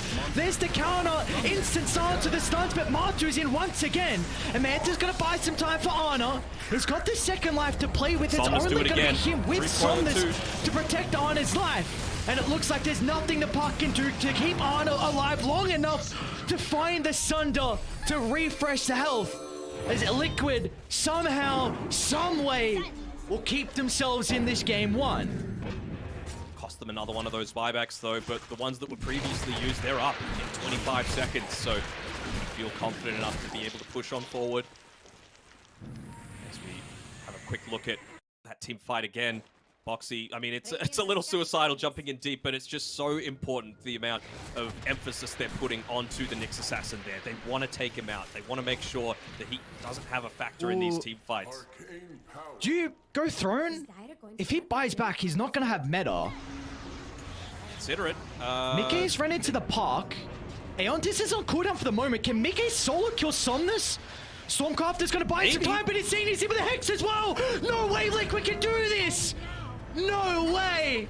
Buyback's Buy coming. back at a park. T4s are going down, Danog. It's possible. Winnable.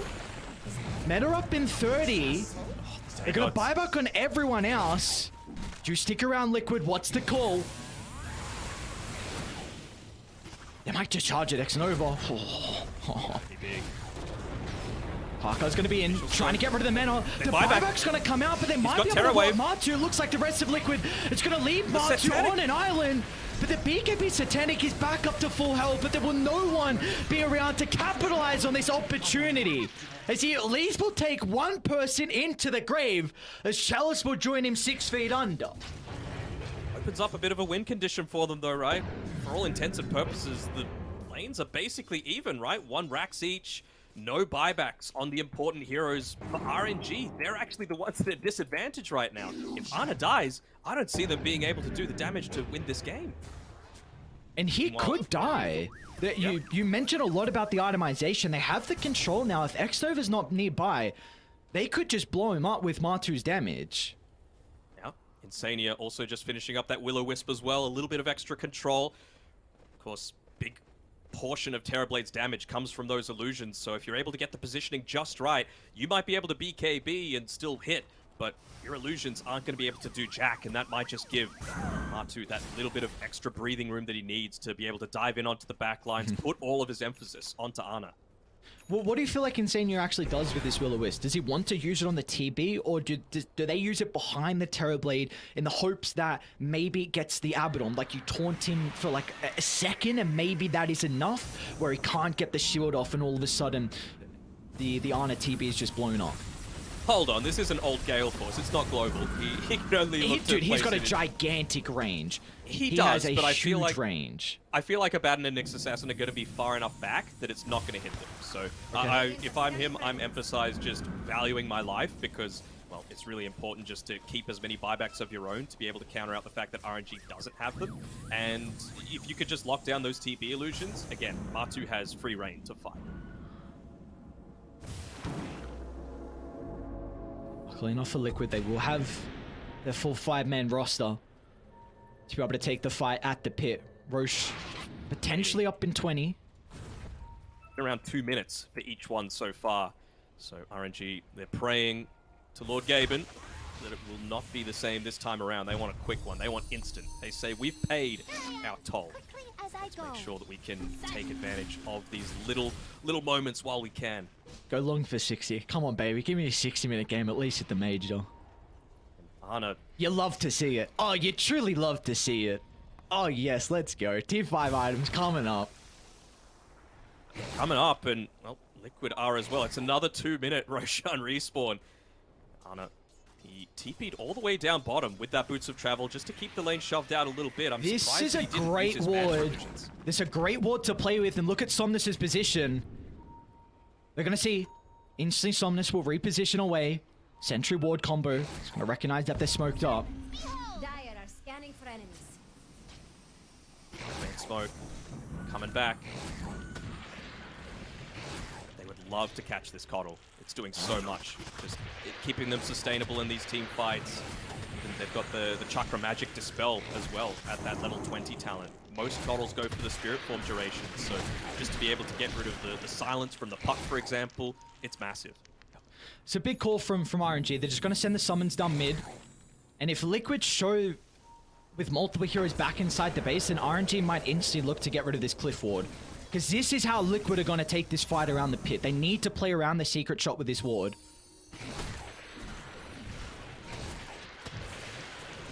So many buyouts. Just want every little bit, using the hairball even to be able to scout here on Martu. Most of the time it's the illusion heroes that have that advantage, but Remnant, hairball, is going to be able to do a lot. Welcome to 60 minutes. Gold is a great Instantly, conductor. straight into those. All right, let's theorycraft. What do we want to see? Give me a fallen Ex sky. Machina. Martu's like, thank you, sir. This is pretty big for Bristle, actually. Double Abyssal, double Satanic, double BKB now in these fights. Just 20 armor against that Terrorblade would be huge. It's only 25-second cooldown as well. That is so dumb. I have a lot more map to play with, though, to get these neutrals. Oh, Seer Stone, that's actually enormous. You get that onto the backlines, you actually find the Keeper of the Light, you find the Marcy, and then you can just take team fights at your leisure. Arcanist's armor. Haven't actually seen this one work out all that Chalice. well. Boss is going to see Chalice. Just a bit shy to be able to close the distance. Have Liquid got all theirs yet? Liquid's only got 2 and RNG have only got 4. Force Boot's actually going to be inside the base from RNG. Book of the Dead, probably one of the worst ones. Actually, what's the 30 strength intel? Ah, yes. Good on Necros, welcome back. Just use it to combat the push, right? Like, it's decent enough. Okay. Look at just the scouting as well he's doing on it. Just sending them across the map. You can D-Ward as well, I suppose. Right, we do have to take a look at buybacks as well. It looks like Zeiss is going to come up shortly, but he's lacking gold. You still have the buyback cooldowns on Dire. So maybe Liquid, they have an advantage here. You have buybacks to play with and RNG do not. So I would really like to see Liquid take a fight once they get all their T5s. And there's the call. Just wondering if Chalice is going to sell those power treads, considering he's holding onto the Force Boots. He's got a lot of gold to potentially get into that next item for himself. They're going to see X-Nova. Foxy's going to get the jump. They want to try and target down the Abaddon for the moment. Meanwhile, Ana off the right side as well. Martu's going to try and charge on forward. Abyssal Blade out for the moment. Ana, can he get a Sunday target? He's trying to stand his ground. Mano against the bristleback, and they'll turn it around. Martu tries to pop the Satanic, getting a little bit of bonus health back. Mike's going to be in with the combination as well as Ana's down. That's the dieback and a Liquid. An incredible opportunity to take this game 1, coming back from near death.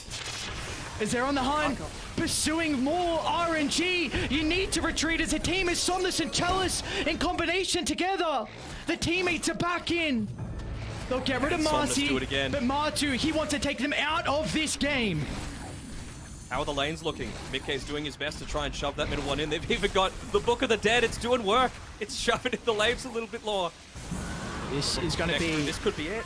A miracle hold from RNG. Chalice is like, look at me, don't look at the base. And Chalice, he's separated Martu. He's onto X-Nova as well. Mickey's got the damage. Somnus is looking to make some space. They won't be able to keep up to him. But meanwhile, Martu, he's just onto the throne. They've got the glyph to hold them back, and they've done it. Liquid have done it. They've come back 60 plus minutes to take game 1 over RNG. Oh, what a comeback coming through from there. This is the clutch. People like to clown on Team Liquid, saying they choke on these lands, but this was not one of those instances. They're still fighting for their tournament lives. I believe this, at the very minimum, secures them a tiebreaker for the lower bracket, and they've kept their upper bracket hopes alive, remembering that they still need some wins. They need a guarantee TI by finishing, I believe, at least 8th, so this means so much for them, and I'm sure morale is going to be incredibly high. That was... Oh my lord, I mean, it's only fitting for our last day of group stages with the stakes on the line here. I'm trying to look at the graph. That was 25,000 plus gold comeback. We felt like Liquid were out of it. Well, these boys will always find a way. And unfortunately as well, with this game 1 secured on Liquid, condolences to Sonics. They will be eliminated out of the Arlington Major. They are not going to have an opportunity to be able to stick around. So that is one team that we are not going to see moving on forward. But the NA Jesus, Slayers, Deno. Liquid, they're the China Slayers, they're the NA Slayers. Let's see if they're able to continue it, because I mean this does a good thing, right? Liquid, like I mentioned, they need that 8th place by eliminating Sonics as well. It means another one of those teams that can't look to leapfrog them up onto the leaderboards. So obviously important for this tournament, but for the grander scale as well. Even that, Liquid cementing themselves as a real threat going into those playoffs. So we still got a game 2, though. And RNG, Yes. they have a lot to play for. They haven't secured their upper bracket slot either. Currently, they're sitting tied for 4th, I believe. So depending on the outcome of the OG series, this might be them just not relegating themselves, but giving themselves only the one chance to be able to get those points that they need to go to TI. Oh, an incredible game 1, and we are not done just yet for our first series of the night. We're going to send it over break, and when we come back, we've got more Liquid taking on RNG. Killing spree. You cannot escape that which is all around you. You have my thanks.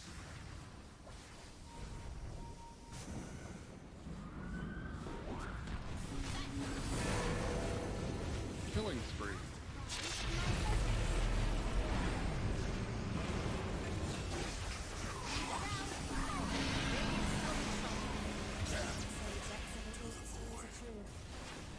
Killing spree. Hello, this is Gabe Noir. Thanks for playing Dota 2. Double kill.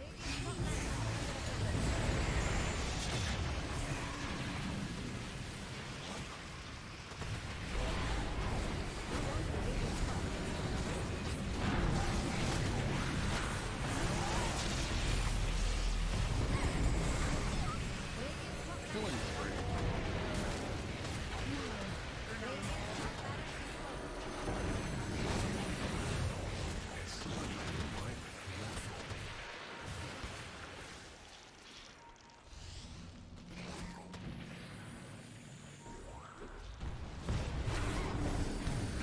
Monster kill. Dominated, I guess.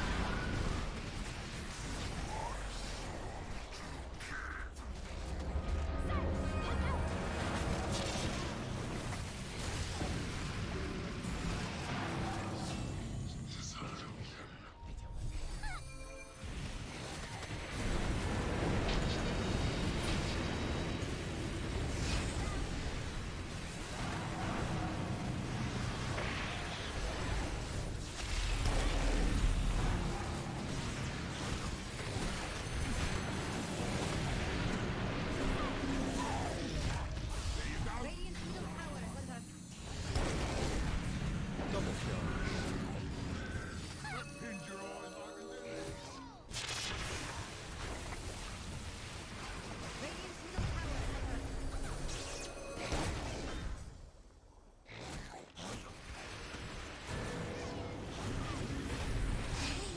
Killing spree. Beyond your fate.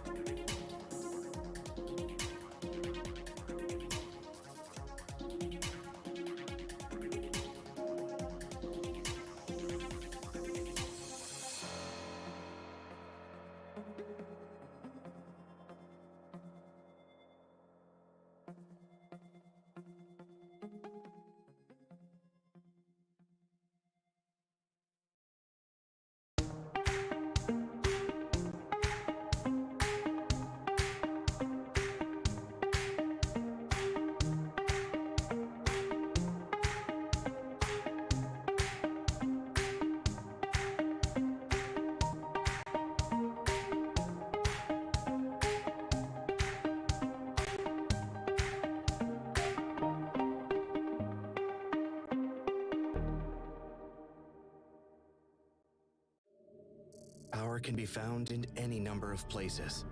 Scientists will tell you that it comes in newtons. Gamers will say that it can be found in silky skills. We will say that the power lies in real thrills. In the play, with perfect ping. In the runes and crystals. In every frag and gank. In your personal winnings. Lock and load for PGL Arlington.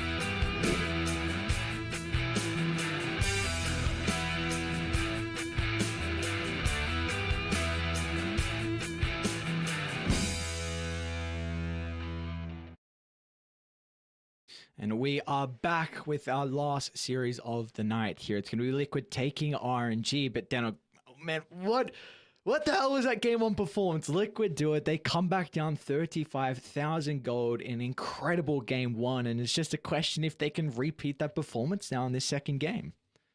Tier 5 items, man, they are game-breaking, and it was the Ex Machina, that game, given over to Matumba Man, just letting him have that second Abyssal Blade, that second use of the BKB, the second Satanic that allowed him to just stand and man-fight against Ana. It was the key difference maker in the end, right? Like some lucky, not so lucky bashes, but he used them onto Ana, and it really did feel like everything just had to be put in onto that Terrorblade. Because if you let him have free reign, he's going to win you the team fight. It really did feel like towards the end there, the Nyx Assassin, the Abaddon, they might provide you with good enough team fight and save to be able to set yourself up, but in a pure like 5-on-5 brawl, the team without them is going to win because there's just way too much damage to have to deal with. Oh. It's going to be interesting to see how both teams look to set themselves up in this draft, though, in particular, because we did see prior it was Liquid with first pick, and it looks like they have first pick again. RNG had priority, they chose second pick, and then Liquid chose Dire. What are your thoughts on this? Is there anything that like screams out with these picks?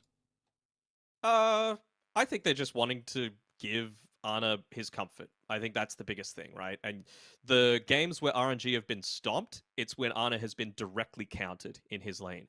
Mostly it was done by OG. That was just a bloodbath. Like that was the, what was it, 12.5-minute GG that came out there because he started 0-5-0 on his Phantom Lancer.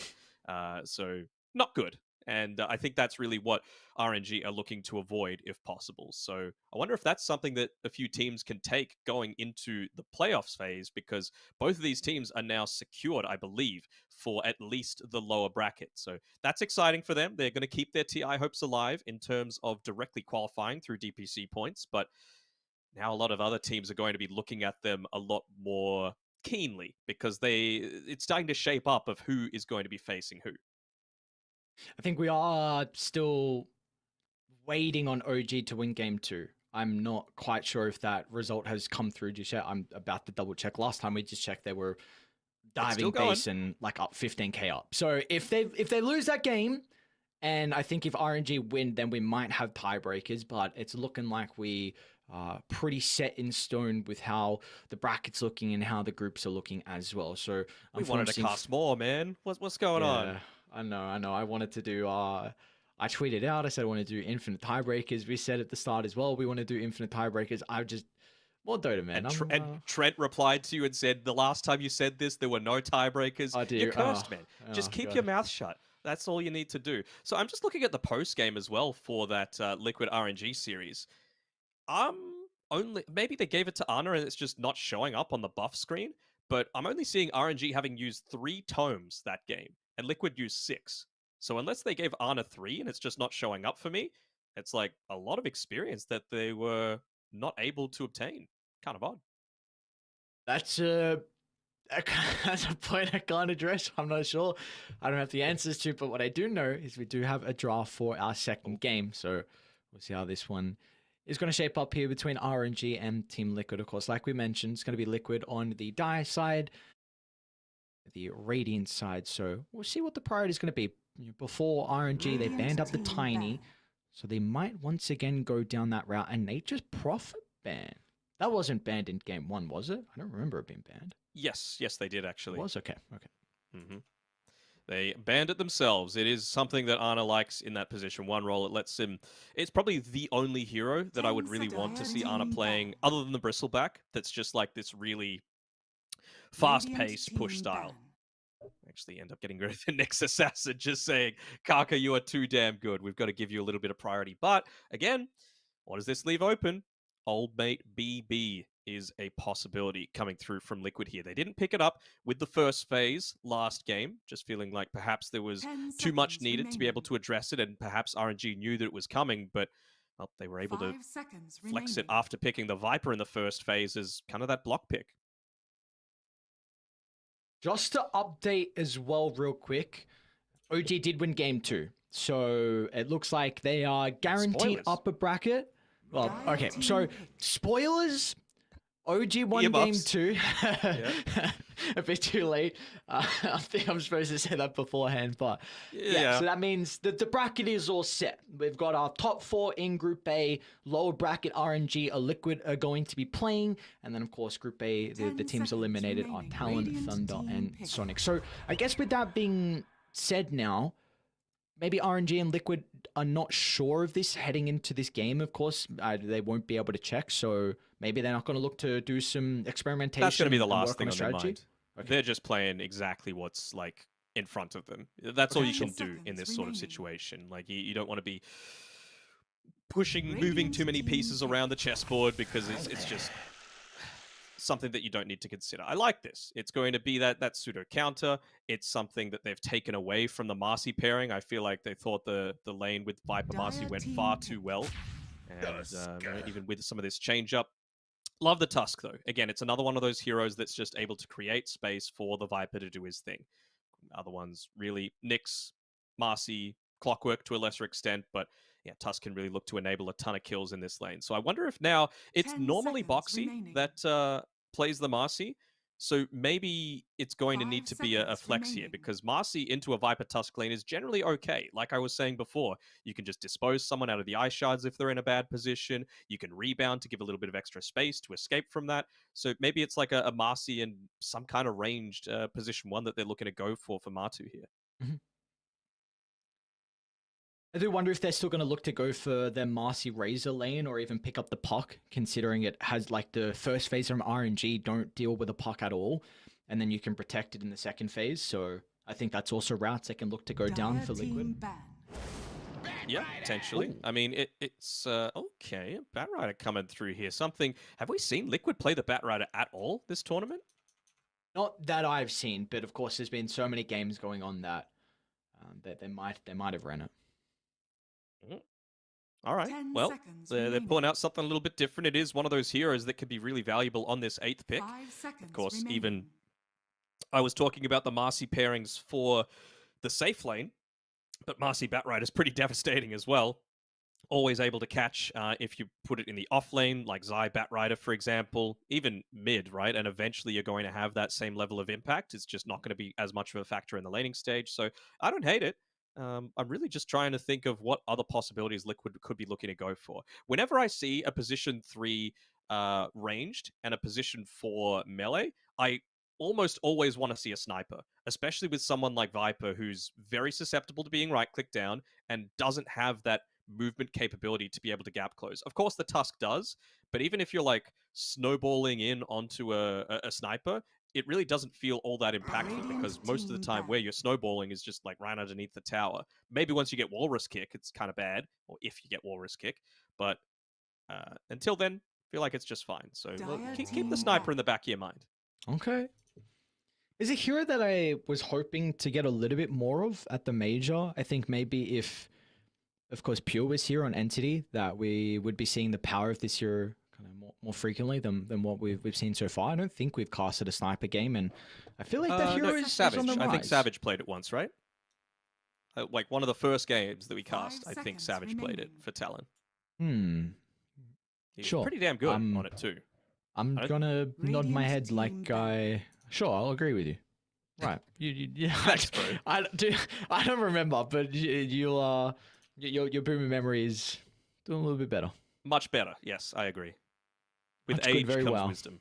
Oh well, don't have particularly too much of that, but we'll sidestep over to the next point. We don't have to worry about your knowledge at all. 5 seconds remaining. Endless. So what are they going to go for here? I mean, I'm just looking through the typical Martu heroes. It's not going to be a Bristleback. You're against a Viper. Lone Druid's banned. Nature's Prophet's banned. TA pretty terrible into a Viper. Well, it can go both ways, right? But that's mostly when the Viper was being laned mid. I don't really see Martu going like the old POS 1 Wind Ranger. It feels like when Mikke was playing it, it would be something that he might look to go down to give the mid laner a little bit more of that freedom to be the true carry. 5 seconds but remaining. Not this time around. Unless they go like a Shadow Fiend or something like that. I wouldn't hate to see that. Like an aggressive POS 1 and then Shadow Fiend. Would be sick. We only saw it a couple times, right? I think Spirit ran Toronto it, Tokyo and... played it, yeah. He dominated.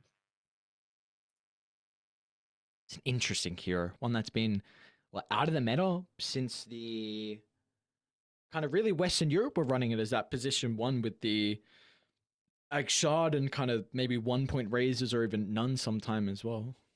Mm-hmm. Oh, everyone was trying it. Probably Europe the most, but clearly falling off. It's just too narrow, I suppose, is what you could say. Like, you're only providing damage with a tiny little bit of control with your ultimate. Whereas, you just think of a Lone Druid, right? Very effective push. You're able to itemize a little bit differently for some of that minus army. You've got a Fear, you've got an Entangle, you've got a Dispel for yourself. Like, these are the things that make you really, really strong. Earlier timings as well. Like, what's the timing that you're really looking to go for a Shadow Fiend? It doesn't jump out at you anymore. For RNG, going to be looking at their 15th here coming up shortly. I mean, we saw last time it was the X-Nova Abaddon picked up at the 15th. Of course, they need to ban that one out, especially with picking the Batrider. Is there another hero you could be considering to maybe address the Batrider from X-Nova? Dire team pick. Maybe a Wyvern? Ooh, an Oracle. Okay. Something a little bit different. They're just wanting to dispel because they're assuming that this is going to be a Marcy Batrider game. So maybe this is going to allow them to go something like, I wouldn't hate a Bloodseeker coming out here for RNG. I feel like it's going to be good against the high movement from Marcy Batrider. Now you've got the support that's going to enable that a little bit better. You've got good slows, decent area control. I think it could work. I'm going to need a little bit extra stuns, though, coming through if that's the avenue that they're going to look to go down on RNG. Don't Liquid just run at RNG now? Like, they're very immobile, and Oracle does not like heroes running at you. So, well, you're thinking like a Chen is going to come out? That could be great. Yeah, why not? Pull out Chen Enchantress, something crazy like that. Yep, Enchantress, Alchemist, very strong lane too, so I wouldn't hate to see that.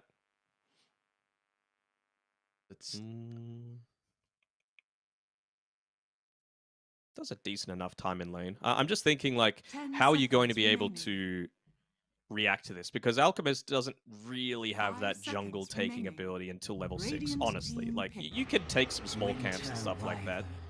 Actually go the Wyvern. I mean, the lane isn't great, but you're going to be able to get away from the Tusk. So that's kind of nice, I suppose. But you are very weak early on. So I'm wondering if Liquid are going to look to go for some kind of lane swap here because they don't want to be laning into the Viper Tusk.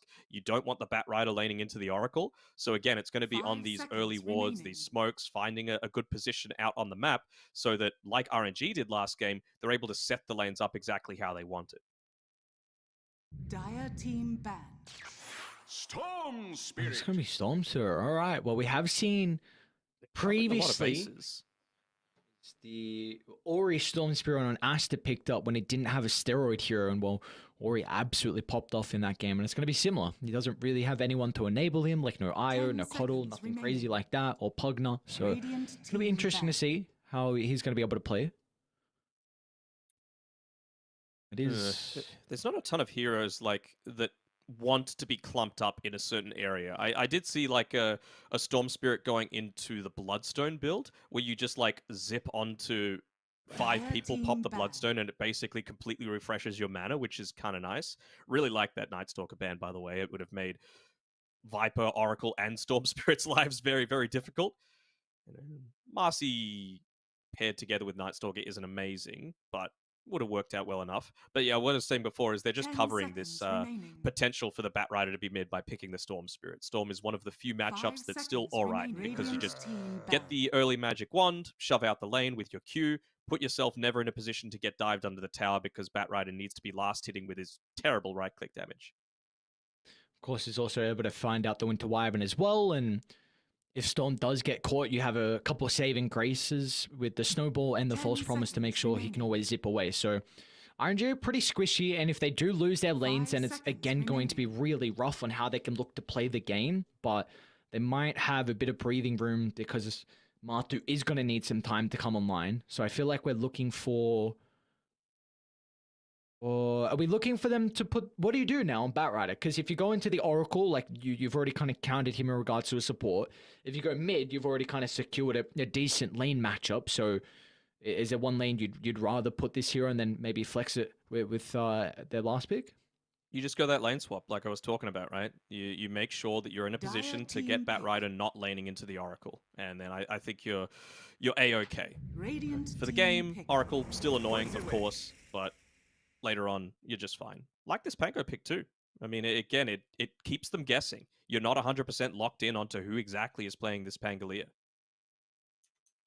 The Bloodseeker band's also going to be able to protect the Pango, so there will be no way they can address it, at least in 10 seconds Yep. remaining. in that That's what I was regard. talking about as well with the Marcy and the Bat, just 2 heroes that want to run at you. Honestly, 5 Alchemist to a seconds lesser extent remaining. as well, but the Bloodseeker really covers multiple bases here with the band, so I like it.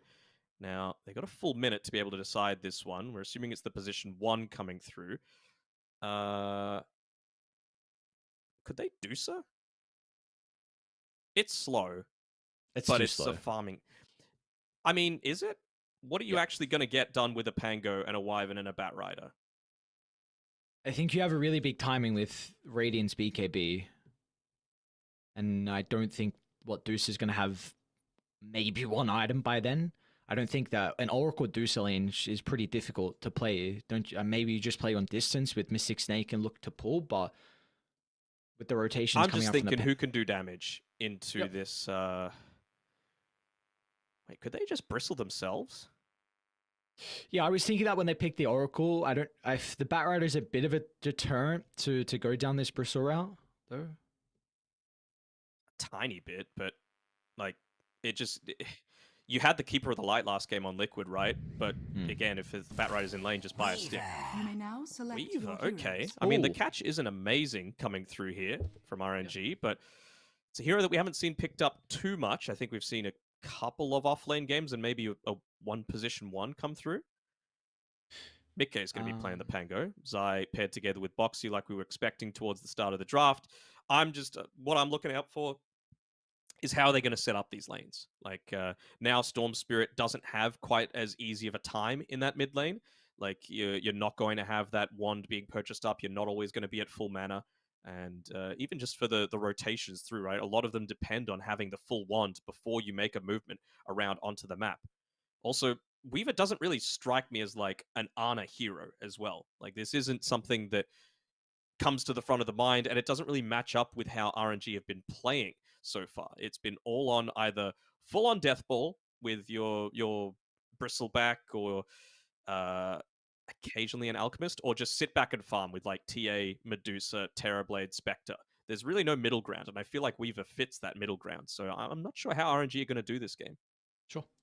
I do think with the Weaver, at least if you find that matchup into the Batrider, it's pretty solid. Like often this is actually a hero you want to play with just how mobile you are, and you can always look to get your distance because the Batrider is one that often has that advantage to be able to close the distance with his movement speed and find a lot of the damage out of that regard. But Weaver makes sure that's not a possibility. So it is also something that early on in the group stages, Tundra were putting a lot of priority actually on the Weaver carry. Skeeter was playing it multiple times to not a lot of success from what I heard. So it's something that at least, well, Tundra had the assumption that this hero was something that they felt was strong. I don't know what to make of that considering the results, but we do see overall it's a pretty good game for it. Like if you do get that matchup into the Batrider, then you should be happy. But you're mentioning Liquid, they have this potential to swap the lanes. But how would a lane setup look like if it was an Elk Wyvern into a Weaver Oracle?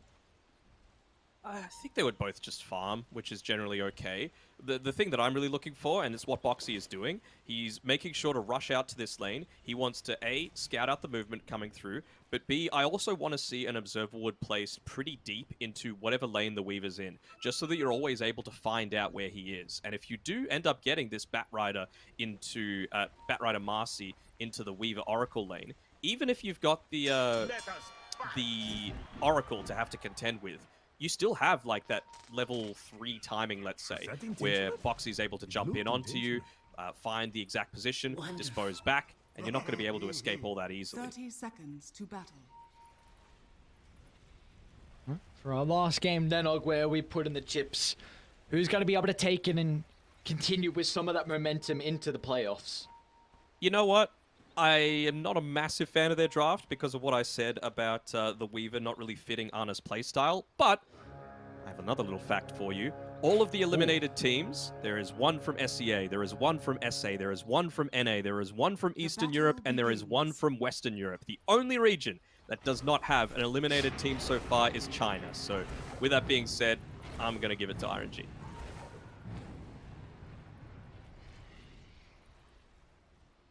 So understandable. Gonna not predict, are we? No, I believe in Liquid. I'm quite concerned on their timing as soon as like Radiant's BKB on Martu. But we'll see if they can maybe address it, the Alchemist, early, because RNG, they're going to be playing with a tri-lane top to start. This is a scary tri-lane. Martu has to be cautious if he goes for this wave, and... Oh, I thought he read it for a second. Is he reading it? Couldn't do it. Looks like defensive aggro. He should be fine. Okay, beautifully done. Of course, they're able to scout out that no supports were playing bottom. X-Nova's going to be able to TP down now, so we do have the natural 2v2 on both the side lanes. Ooh. And how great is International Dota, though, honestly? Like, we've been doing it for, what, 5 days now? And we've been having a blast, just seeing how all these regions clash against each other. It's, bit of a feels good man sort of situation.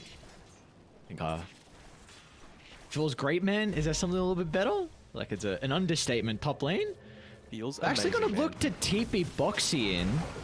Martu's got the concoction to work with as well, but look at them just running straight to Chalice. They don't care about Karka. They want the more valuable kill coming out onto the Viper, and they will find it. That also gives the level 2 for Boxy to work with. So he's going to jump on forward, looking to play around with the body blocks, enabling Martu to find the concoction along with the acid spray. Insane, he doesn't have the greatest attack range, so he will not be able to find that last right click to secure the double kill top. And that all came off the back of seeing the tag team leveled up at level 1 on Karka. They just said, this lane is super vulnerable. We need to make sure that we're getting the better end of it. Was it a shared kill coming through there? So not really anyone getting too much of that big gold bounty at level 1. But still anything... Oh, yeah. What is this, a 3K pub? Just multiple people in mid lane contesting over things?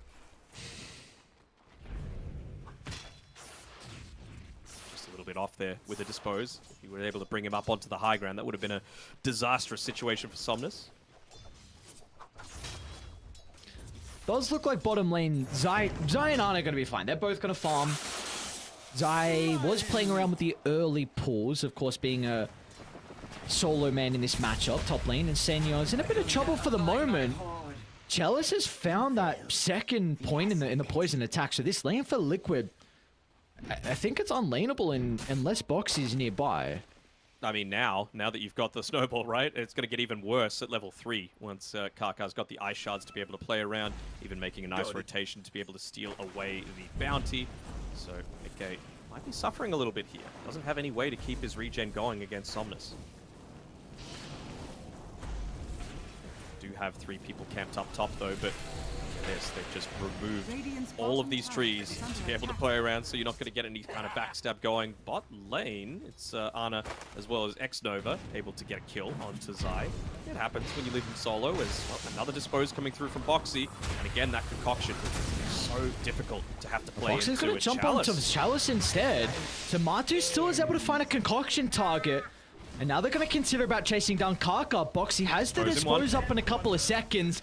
A drag back into Insania, and this is really big. Not only do they get the kills, but the lane is now shoved under the tower, so no one on RNG are going to be soaking up the gold or the experience from that wave. I mean, the old adage going way back to Mickey in the river? They're going to get Somnus killed as well. Mickey's got the shield crash to play with to be able to secure the kill. Xnova's going to be able to rotate over. Same with Karkar. The shield crash damage mitigation comes out a little bit too late to keep the Pango's life. And now RNG, with the nukes from the Purifying Flames, get the second. But they consider Insania. Karkar has got the level 3, so the shards to work with. Insania is going to be trapped inside the jewel from RNG, and it looks like they will come out on top as the support's reigning supreme. Then you're going to be a fan of that as a natural support player. Yeah, of course. I mean, you love to see this early impact coming out, especially from someone like a Tusk. This is what you pick the hero to see. Just that level 3 timing, rotate around the map, brawl around these power runes. Like I was saying, it's so important that Mickey is able to maintain some level of control over this. Chalice is in trouble. Boxy's able to get the toss back. Karkar's going to look to move on forward. The snowball will buy him some time, but Liquid, they've already done way too much damage before Karkar arrived, and now they're even going to consider about chasing the Tusk, because Boxy again will have the abilities back up to close the distance. And look at the body blocks coming out. 2 heroes going from hitting to blocking back to hitting, which will help Boxy find his double kill. Not too often that you see Alchemist prioritize killing Bottom lane, people Zai over might be in a bit of trouble. Ana and Xnova. Ana's going to have to Sakuchi back up, but looks like Zai, the movement speed, just gets back to the tower. Wildwing nearly killed Zai. Oh, we're not done just yet, baby. Mid lane, Mickey. Oh no! A little bit of miscommunication there. Boxy tossed back Mickey, and Somnus still doesn't have the damage to get the kill, but the Rolling Thunder's expired. Boxy's gonna self up and look to move back in, but Somnus has got the level 6 to play with an Xnova. He could give him a Mako to turn it back around for the extra mana and damage, but it looks like that's not required. The swashbuckle at the last second to get the kill, and meanwhile, top lane, we got another kill as well as Chalice, in conjunction with Karkar, will get rid of Matu's life. Oh, sorry to PTP, our observer. There's just kills happening across the entire map. What can you do in this sort of situation unless you got 15 different eyes? Maybe you do need your 4 monitors for this sort of situation, Lockie. That's where the monitors come into play. Don't you worry. I'm seeing everything right now. Nothing escaping my eyes. I can see them, you know, down bottom. Ana's getting farmed by the outpost. Meanwhile, I'm watching RNG start to move top. In particular, Karkar looking to put some pressure onto Insania, but maybe he's bitten off a little bit more than he can chew. He needs Chalice to try and step in with the damage for the Viper, but this is a big trade if they can get Matu a 1-for-1, but of course RNG continuing to slow down the Alchemist's game. You're very happy to get those 1-1 trades. Like, Alchemist these days, much more of that brawling style of hero, the unstable concoction. People have clued on to the fact that it's just so effective in the laning stage. 13 seconds, not a very long cooldown, and a relatively low mana cost as well. That's why he's gone into the Soul Ring build, not just for the farming with the acid spray. But maybe now he needs to change tact a little bit, because no TP scroll to get back to base. Zai bottom lane's going to be in some trouble. A beautiful rotation out of Karkar. To be an easy kill. Zai is having such a crazily difficult start in a lane like this. Is, I think, 1,000 net worth difference, make it 1,400 advantage for Ana. So he is off to a flying start. Almost has 2 components completed to Lincolns. Yeah, he's going straight Lincolns, right? He just went the magic stick into it beyond that, and I mean, why not? All you need for this bot lane is the is under attack. the mana regen to keep spamming out that Shikuchi against the Bat Rider. You know, like I was saying, he's going to be using that sticky napalm against you. So just a hero that's looking to spam out his abilities is the best possible counter to it. Weaver wasn't on my mind, but it's a great pick. This is something that we see so often for Iron. That thought is Mickey. Maybe some trouble. He might be forced to pop the ultimate, but Somnus, he's even in the vortex to make sure that is not a possibility. This is one thing that we see RNG do so often and to great success, which is always a big reason of why they can take games, is just the rotations from the supports, and in particular Kaka as well. This guy has been everywhere. 8 assists. Look, that is top. Matu. We'll run into X-Nova. Looks like on a bit of an expedition into the jungle. Charles gonna try and get in range as well to stack up the poison. Has finally got a slow onto Insania, but will not be able to catch up. And now Chalice, maybe he's the one in trouble. Nikkei's gonna sweep to top as well. So it looks like Liquid getting multiple kills across the map, but meanwhile it's bottom lane where we see another death onto Zai. What's happening, man? 22 kills in 9 minutes. Maybe the teams do know that they're both locked into the lower brackets right now, but well, they're clearly having fun with it, and it's a lot of aggression. This is like high individual skill coming out here, particularly from, we've been saying Kaka's praises a lot. Boxy as well. He's making sure to rotate into all the right places. 4-2 and 4, great turnaround potential, and yeah, this game looks like he's emphasizing the sidekick just that tiny bit extra because of how much of the lifesteal is needed. Can he get the Rolling Thunder off? No, Kaka just finds the snowball. Storm Spirit has a crazy amount of damage at this early game. If he doesn't get shut down in the laning phase, we can see how much he can really pump out. But the question is can teams really utilize that? And we are seeing RNG do just that. X-Nova's always with him, Kaka's always with him. And I think this is something that China do it to a really high level. Of course, we saw Ori last time, a couple days ago. He was running that Storm Spirit and he just took over games completely, getting kill after kill. So this is still a hero that are on people's radar, but you need to play with him early to give him that good game. Yeah, you need to play with early. I think Soul Ring bottle is like necessity now. You can't get away with just the bottle anymore because of the amount of mana that's needed for the zips. Will they be able to get another kill in onto here? Doesn't seem like they'll be able to get more than Insania. Actually, maybe. Having the rebound already used. They're going to go for Matu instead on the right side. Oh, man, Somnus and X-Nova, just way too much damage. Now, Boxy will try and TP, but X-Nova ults in, swipes that away. 5-1 and 7. Yeah, no, I just saw that. My God, dude. And look at Ana. I mean, not only is he getting kills down bottom, but he's just free farming. The rest of the boys, like, yeah, we're chilling. You get as much farm as you want down bottom. We'll make all the space. He has it's going to be 11 minutes by the time this choreo comes out for the Lincoln Sphere. That is a incredible timing on Ana. Yeah. I got to tag Knoxville on Twitter. Like, he is the stats man, and I would just want to hear him say, this is the fastest Lincoln since 2014, or something like that coming through, because it's a distinct possibility for sure. Now, another thing that I wanted to mention is we finally got a tiny bit of a break coming through here. Somnus, he's going into the Orchid. Most of the time I hate this on a Storm Spirit, because it doesn't give those intelligent stats anymore. You don't have the Oblivion Staff build up. It's only 3 mana regen. But this game, they need it. They have no stuns outside of the Tusk, and it's going to be a while until Kaka is able to build up into that. So when you consider you're going up against a Pangolier, you're going up against a Winter Wyvern, these heroes need to die, and they need to die quickly. You've got the burst damage for it, but not the initial lockdown. So this is a game where I can see it work. Smoke on smoke. Mickey's going to have an opportunity to play with the Rolling Thunder. They want to try and target Oracle first. If they can get rid of him out of the fight, that's a big support to be able to provide with the sustain. They'll get rid of X-Nova. They're going to try and move their attention out to the west side as well, as now Chalice is the next on the agenda. The Viper's able to stand his ground for the moment, pumping in damage. So Ana's going to look to try and clean up, but Boxy with a great read of the TP out into the tree line, and now Mickey. Oh, he's the sole hero left up top for Liquid, and he won't be here for too long as Kaka rolls in and uppercuts him to the sky. 30 kills in 12 minutes. Oh, they can't keep getting away with it. Look at Ana. He's even just holding on to a Keen Optic. He had better options. Well, quote-unquote better options, like Possess Mask and all that. But he's just like, nope, I'm going to be farming. I'm spamming my Shikuchis as we have a quick look at a little bit of the downtime. I have a replay of that fight. And Yeah, it's all about finding the Oracle. Like, they put so much emphasis on being able to take him out. He nearly got the false promise off onto him himself as well, but with that heavy of a commitment coming through, it just meant that RNG were able to turn it around.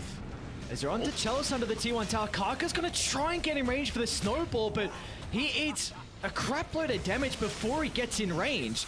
So 2 heroes gone to start the fight, but maybe they can turn it back around with Somnus and Ana showing up. It's gonna be cautious about the control coming out afterwards. Lincoln's gonna be popped.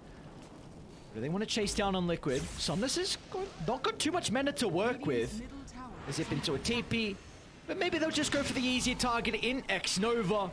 As Mikkei's nearby, Zai's gonna have to follow up as well, as Ana will have to watch his position 5 die. Yeah, hopefully not himself as well. He eventually has moved into that possessed mask just because he's a little bit low on the old HP. And now it's about scaling in terms of farm. But the one hero that we haven't really seen in recent times is Matu. He got picked off previously next to the tier 2 tower. We're seeing a lot of aggressive vision, making sure to try and scout him out. But he's been able to create enough space that he's closing in onto that Radiance, which will be a huge item just to accelerate himself even further. Radiant's bottom tower is under attack. Still is going to need that next item, though, from Matu to really help out. Dire's middle Radiance, tower is under a attack. steroid in your farm, but Dire's structures are fortified. looking for that second item to maybe then you can think about getting involved in these fights. Maybe even like a second item, Blink Dagger, honestly. Like just something to let you get right on top of the Storm, Weaver, Dire's middle Tusk, tower Oracle. is Basically fortified. only Viper, if he's on his own, is like the target that you don't want to go on.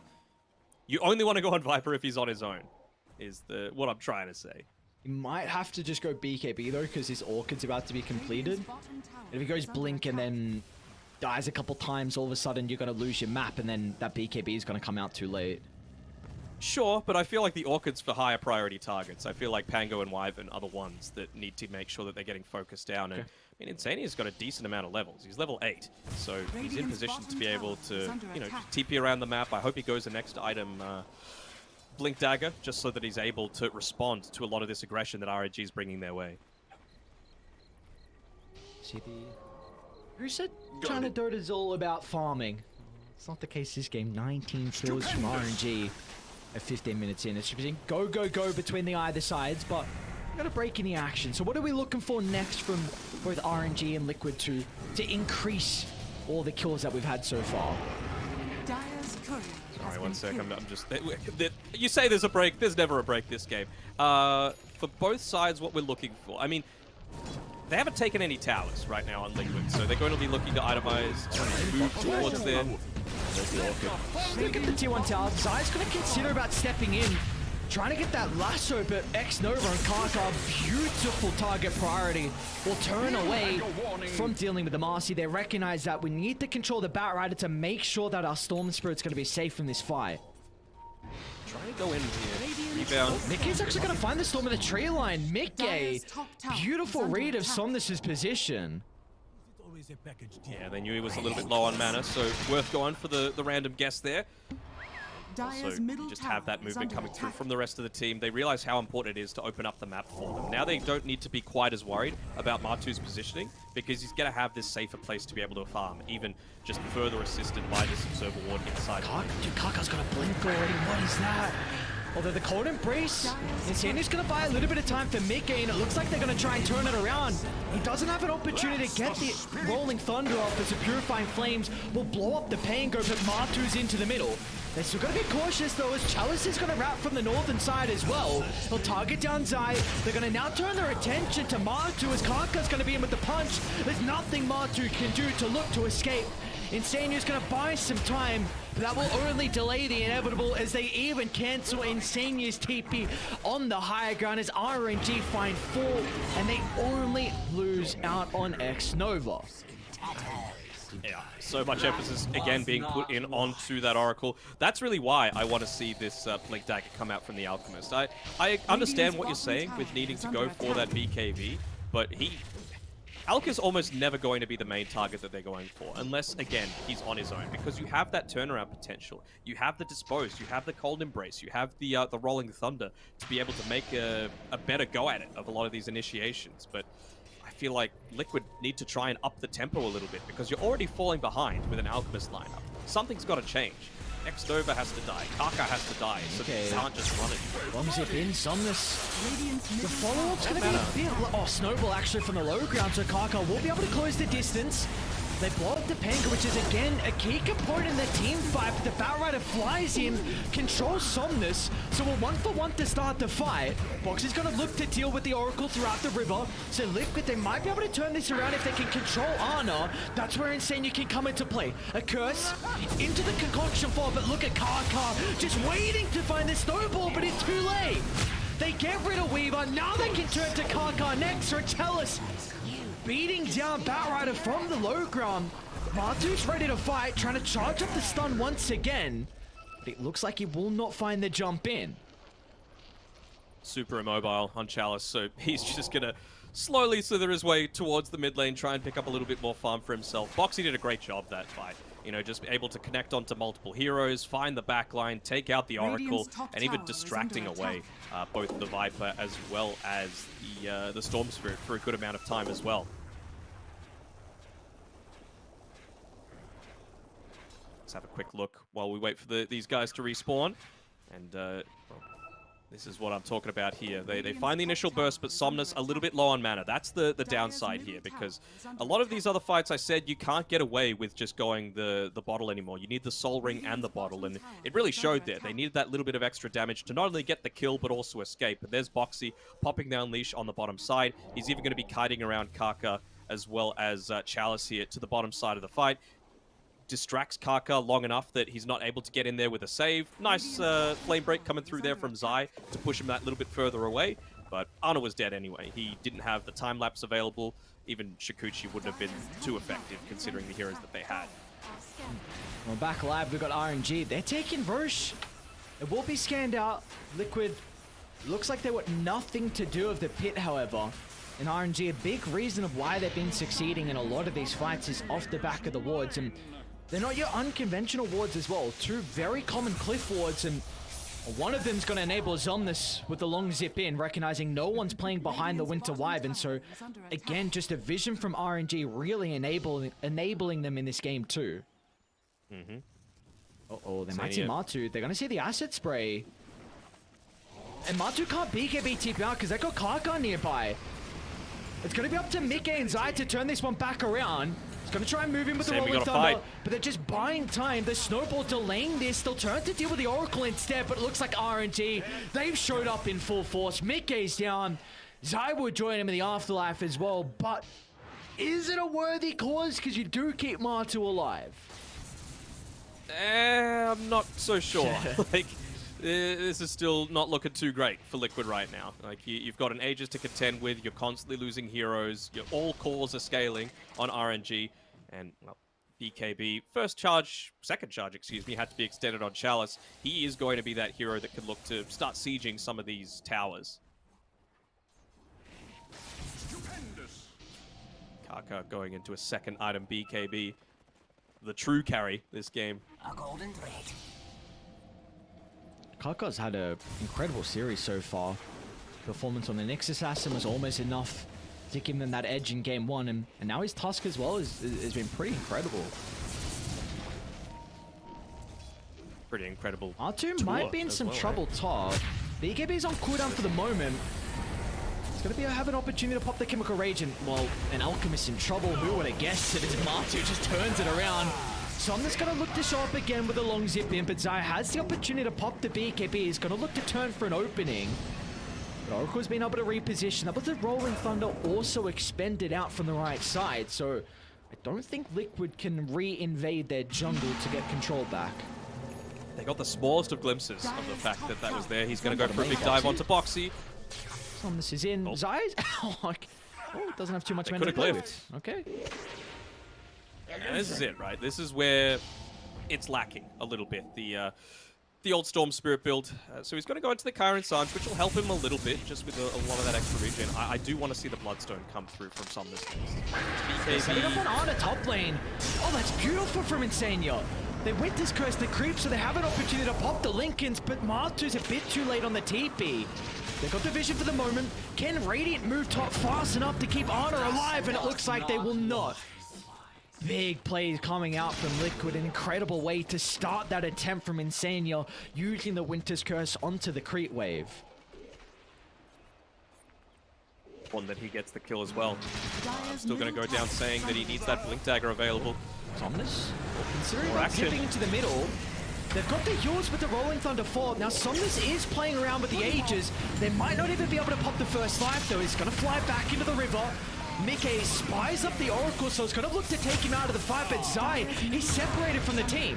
So Batrider's going with ease. Mickey will finally be able to deal with the support, and now they can turn to Somnus next as well. So playing with the Aegis, Kaka, is he going to look to stick around to protect him? He's out of mana on the Tusk. They need the perfect use of the chain control coming out from Liquid. Prevent that zip away, and unfortunately they will not be able to find it. Ooh. It's a good use of the Aegis, though, considering, you know, all that's going on. You don't always want to use it for, you know, sieging towers as this Storm Spirit. It's all about the brawls, so the fact that he's able to get away, you only end up losing someone that's not all that necessary there, with the other Oracle going down after Ana, of course. It's a reasonable enough trade coming through from RNG, but this is the factor, though, right? You got to make sure that Martu isn't in a position to continue to carry it. They're going to be cautious they group up because the Winter's Curse can turn it all the way back around. As Insania finds through, Martu will be able to charge up the concoction as well. Look at the AoE follow-up damage as Mickey swashbuckling them down.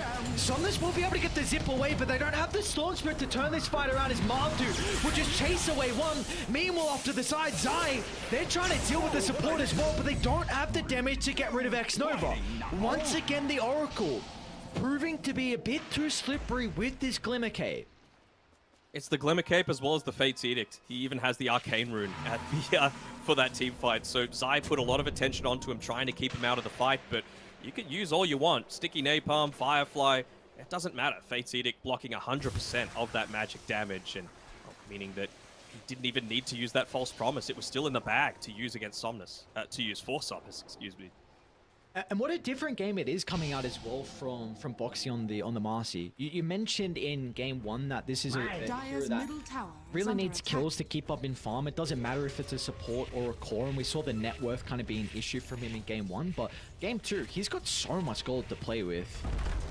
And this build that he's going for right now allows him to scale. That's the thing that I like a lot better. You've already got an Alchemist that you're going to need to worry about, but Marcy becomes essentially that fourth core rather. That could just be the hero to run at the Oracle. I mean, you got multiple that can. Could be the Alchemist, could be the Pango, could be the Batrider. Really, you can take fights in multiple ways. A little bit of extra lockdown for a Weaver or a Storm Spirit. You're gonna get a bash off. Somnus is showing. It's away, tier 2 tower. They're gonna lose the formation around their objective. Mickey has to roll around the shard, but meanwhile Somnus is a bit isolated from the team. Once again, looking to deal with the support.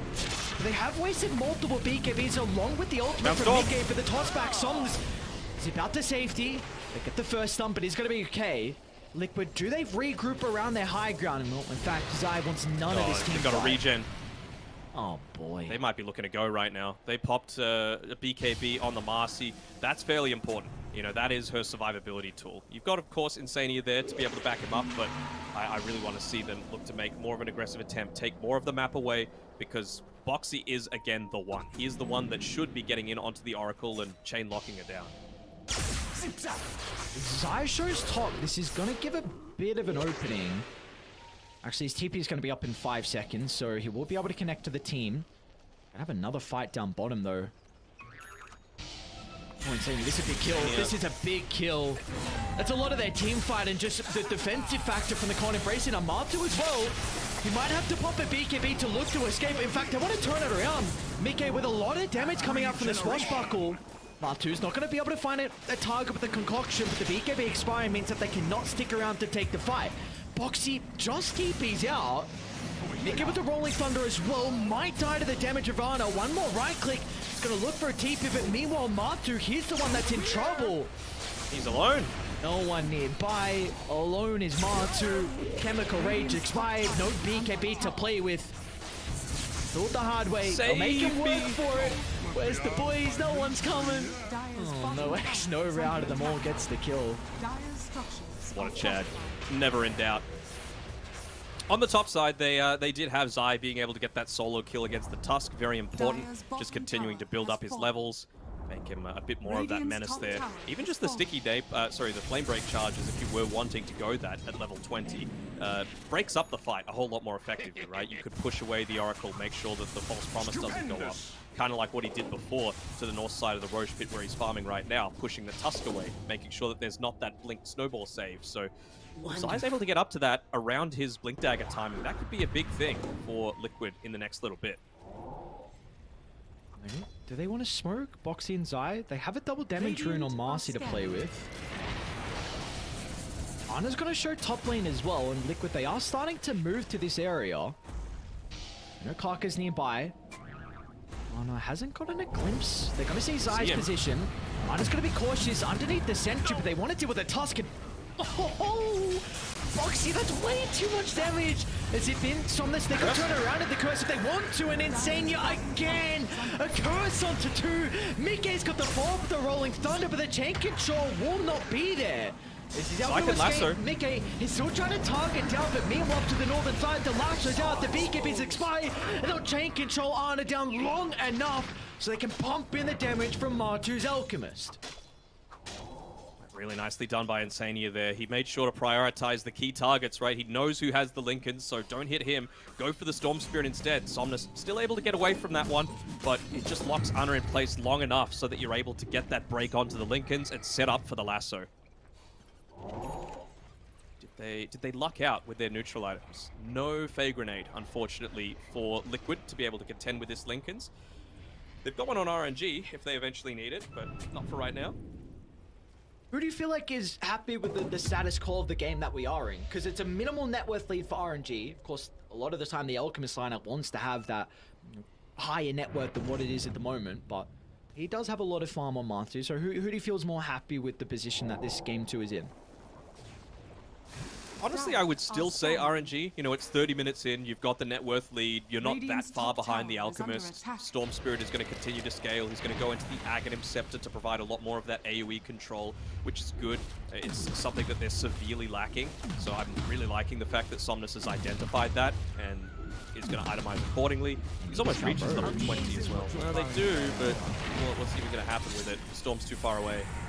He could zip to free up a slot. Karka's going to be in, but it's a little bit too early. It's a beautiful area for Mickey to be able to take the skirmish. A curse is out once again onto 3 curse. heroes. Martu's going to have the concoction to fall, but they're going to look to target down Roche instead. The Aegis will go into the hands of the Alchemist, and now Martu can look to turn it back around. It's Liquid flying 2 heroes. Ana's going to be protected for the BKB for the moment, but they don't have any vision of where the Weaver has scurried away from. Somnus, he's actually considering about going back in, but Mickey protected thanks Where's to the the mana, Yellows, brother? playing with the Aghanim shot as well, but Ana, he's in with the physical damage required to kill off the Pangolier. Oh. Speaking of Aghanim shards, they were able to take it on Martu there as well, so he snatches the Aegis as well as that. Let's have a quick look at a replay while the guys go back to farming. It's that big zip in. They tried to go for the God play, but they were just way too well set up, right? The Tusk likes to be saving the snowball for a little bit later into the fight. The zip from Somnus comes through after the Winter's Curse. That's really all you're worried about from this fight from the Winter Wyvern. Once this is out, Mickey's got the potential to be able to set himself up, roll on through, and Karka, he had to use the early BKB as well, so didn't have that potential to be able to respond. Actually, he doesn't have the BKB yet. I thought he's been building into it for the past, like, 15 minutes that he would have it by this stage. We are seeing how different the fights are between 2 teams where if previously Liquid, they have been the ones that have been getting on top of the supports, because really the game plan from both sides is RNG need to kill the Wyvern, Liquid need to kill the Oracle, and maybe the Tusk has a lot of priority as well because the snowball save. But RNG haven't been getting on Insania. Like, these curses have just, they've been fight winning, honestly, like multiple times. Like 3 fights, honestly, in a row, we've seen 2 3-man curses coming out, which just turn the fight back around. So RNG comes down to vision, and it comes down to initiation. Wyvern has to go for them to be able to succeed in these fights. So on a scale of 1 to all 3 cores on Bottom RNG lane? are going for Lincolns. Oh, beautifully done from X-Nova. He's incredibly farm with this blink already completed. So they'll be able to cancel out the lasso. No So I damage should have unless some movement speed. They're Somnus is starting to coming. beeline to bottom. A long duration, so long distance rolling thunder as well from Mickey. Is going to be able to intercept the retreat on RNG. Great Snova's timing from the still hiding in the snowball, but they're trees. able to bounce back into the storm sprint. He dragged the storm into the snowball. Kaka!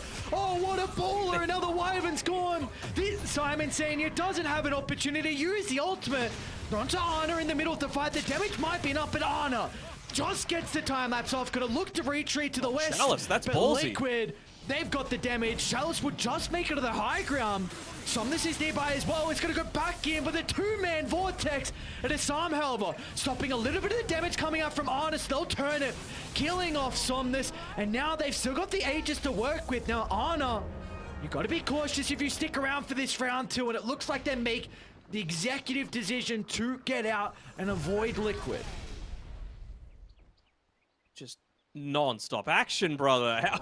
How is this still going on? I thought maybe they would have been able to continue to contend into that one because Oracle, he didn't have the false promise available, but it was just really good priority coming through from Mickey. A great individual play again from Kaka to enable going in onto that backlines with the Batrider. They felt confident. They felt like they could really look to take him out as well as Insania. Dire are Sorry, scanning. I'm just looking at all these quick buys. Look at Insania's quick buy. He's like, I need this freaking Blink Dagger because they're always just going to focus in onto me. And I was saying before, scale of 1 to 10, every single person on RNG have that Lincoln's queued up. Actually, they've got it all completed right now. Actually, Stop Spirit's what? gone away. He was having it queued up. He's now gone into the BKB. So 2 Lincolns on Viper, as well as the Weaver. Storm had it queued. He's gone BKB instead. And then a Lotus Orb is something else that I thought I saw queued up by Viper, but he said switched into the Aghanim Scepter. Because of all the kills that we have so far, the supports are crazy rich. Like, Insania's got 2 items and working on a 3rd. Oracle has 2 items as well. 35 minutes Well, into the Glimmer game. and Holly wow. like it. Well, 30. Yeah, I guess we are 35 in. That is true. That is true. Well, we got 74 kills, 35 in. Radiant Oh my. are scanning. Smoke up. Great positioning there from Boxy. He's got the ward on the high ground. Karkar might be forced to instantly blink up blind, but Boxy gets the initiation beforehand. They can't group up. The Winter's Curse could cut this team fight into half. The Wyvern hasn't found an opening just yet. In fact, they're going to zip straight away Somnus, recognizing Karkar's his alive. role. Need to target down Insania, but the Winter Wyvern has got an opportunity once again to find the curse, and now Somnus is in trouble. But that's where Great X-Nova promise. comes into play. A curse with to buy some time for the Storm Spirit, so Somnus can zip down to the low ground, but still Chalice, he's in the danger zone, he's in trouble. As Martu should be able to surround the Viper. He's going to play off the back of his spider legs, and Chalice will actually escape. And now Somnus, he's looking to re-enter the fight because Arna's gone uncontested. As the Weaver just pumping in the damage from afar as RNG will find a 5-man wipe. And they don't have buybacks. They've got a double siege creep wave. This is the 35-minute mark. Ooh. Could they end the game right now? Seems possible, bro. You got a You've tier got a 4 at Mjolnir coming least. out as well. Fortified. I mean, oh, they're gonna back up with a glyph. Are fortified. They could end this. Go buy Shard, Chalice. Go do it. Go for the end. Why not? Get creative with it. Dire's They might middle sense tower the style of game that this is being, right? Like, oh, they're just buying items constantly so that this never happens. But well, maybe with all those tier 2s still Arna's gonna available, do no. it. Expecting Ana not to go through. I mean, come on. fallen. It should be 1 tier 4 down and maybe half damage on the other. Dire's middle tower You reckon? is under attack. Yes. I think you're underestimating Ana here. Okay. Sure. I think you're overestimating Ana. Never. Oh, really? Sorry, what just happened? I mean, I was wrong as well, but... You were... more wrong than I. Bottom tower is under attack. No, I was Classic. underestimating the rest of RNG. Ana was there. He wanted to go. Oh. When are you... I mean, I feel like you're always wrong. When am I ever wrong? Really, that's Always. that's a good... Oh, the baddies. I mean, that's truly debatable. I don't know. Well, close personal friend of mine, Anna, I know how his mind works. Yeah. Maple Story and Gordon Ramsay. That's how it works. Close personal friend. Dyer's top tower is under And look at attack. this. We got a little bit of fanboy here. I shouldn't have started this. Oh, don't do it. I'm going to keep Don't quiet do it, on that one. Don't do it. All right, here we go. They're setting up again around their Kaka? ward on the high ground. They're going to pop the smoke. Kaka, once again, just in the right position at the right time. The rest of Getting the smokes complete haven't vision. popped. Kaka Sonos, needs to be Kaka's in perfect. They're position, going to though. drag them away from the Tusk along with the Oracle. That is perfect from Liquid. Zai on the ball, recognizing where the supports were positioning, and now they can chase down Kaka as well. Is under attack. Should have ended the game. But it was just a little bit slow on Kaka there, unfortunately. Like, he's made exceptional plays all throughout, but he was just standing there. Blink Dagger off cooldown the entire time. He just wasn't able to get that snowball save in onto Somnus.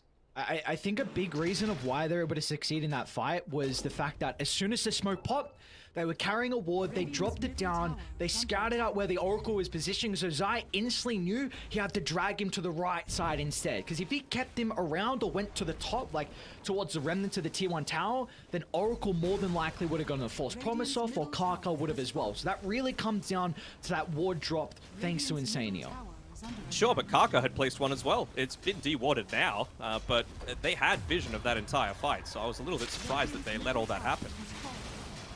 Boxy, a lot of damage. Anna's got detection as well. Boxy's going to be in some trouble. Early cold time-lapse embrace. usage. Anna's... What? Anna time-lapse top. He doesn't have a TP. Oh, no, not like this. That'll be fine, but... oh, imagine that was more stakes. Imagine on if the that line. ended the game. Yeah, Imagine yeah. if, like, the throne was being sieged or something. Ooh. We got 84 kills. What the hell is this game? Like, game 1 was crazy enough, but now you guys are giving it this treat? Radiant's Oh bottom my. tower is under Martu attack. 25. Oh, we got a bunch of other people already 25. Anna went for the Gemini attack. Scanning. Got a smoke Roshan's though. up. Yes, sir. It's all about... what's the vision looking like? It's another smoke coming out from Team Liquid. Lane pushed in a little bit too far. They see the Splinter Blast coming up top, so they know exactly where the Winter Wyvern is. They could look to go for a big wraparound here on Big ward. RNG. It's a big ward. Martu on the front, but they need to see Insania. That's not who you want. Nice scan. Radiant's Zai's gonna move forward. They get Kaka, and again, Force Promise is gonna be able to Great come False through this Promise. time. Meanwhile, inside the river, Mickey kills off the Oracle with no remorse, but Anna is gonna look to charge in the middle, need to try and deal with the Winter Wyvern. Insania will retreat to the northern side, but Somnus finds the Vortex, but the follow-up is lacking. The Curse buying some valuable seconds so Liquid can reset out of this fight. Feel like you're pretty happy with that. On RNG's side, you're able to go back, contest the Roche. You've still got that high ground vision available, even looking to take away the outpost control. But the stun, oh, just a little bit too late coming through from Mikke. What a good Swashbuckler. ward. Mickey, He's level he 25. can't overcommit. Kaka's going to be in. Insania once again, but it's too late. The Cold Embrace not there fast enough. And Martu, he's not playing with the Dieback. ultimate as well. This is such a big window for RNG. They'll lose out on Kaka to the north side, though Arna cleans up Zai's life. He doesn't have a buyback to work with as well as now Arna. He can get more members of Liquid as they're completely separated. Beautiful shot from Kaka will put the Alchemist in a vulnerable position where he will not be able to escape. And that could be all she wrote. They don't have buybacks. They don't have buybacks. They're picking out the Roche, though. Charles is going to look to get this mid lane pushing in just on his own, just wanting to secure the safer route. Who do you even give this this refresher to? Kind of feels like Kaka or X-Nova the ones making the most work happen with this. Probably the Storm, double Vortex. Maybe Weaver. Double Lincolns, That's double true, BKB. yeah. I'd love to be right. Kaka, yes! No, we're waiting. Hang on, Storm's not there. No. Yes, X-Nova! You said 2 heroes. That's just double. Bro, when do supports get this? If they don't have, like, some Warlock Golem, Black Hole, Curse, an Oracle carrying it, that's unheard of. Alright, so double bounty was just picked up from Mickey, so when Batrider respawns, he will have gold for buyback. Dyer's top tower Important is for them. under Have they got a gem on Radiant? This is ballsy position. Kaka's got a gem. Mickey's just baiting them to Insania's location. Oh no.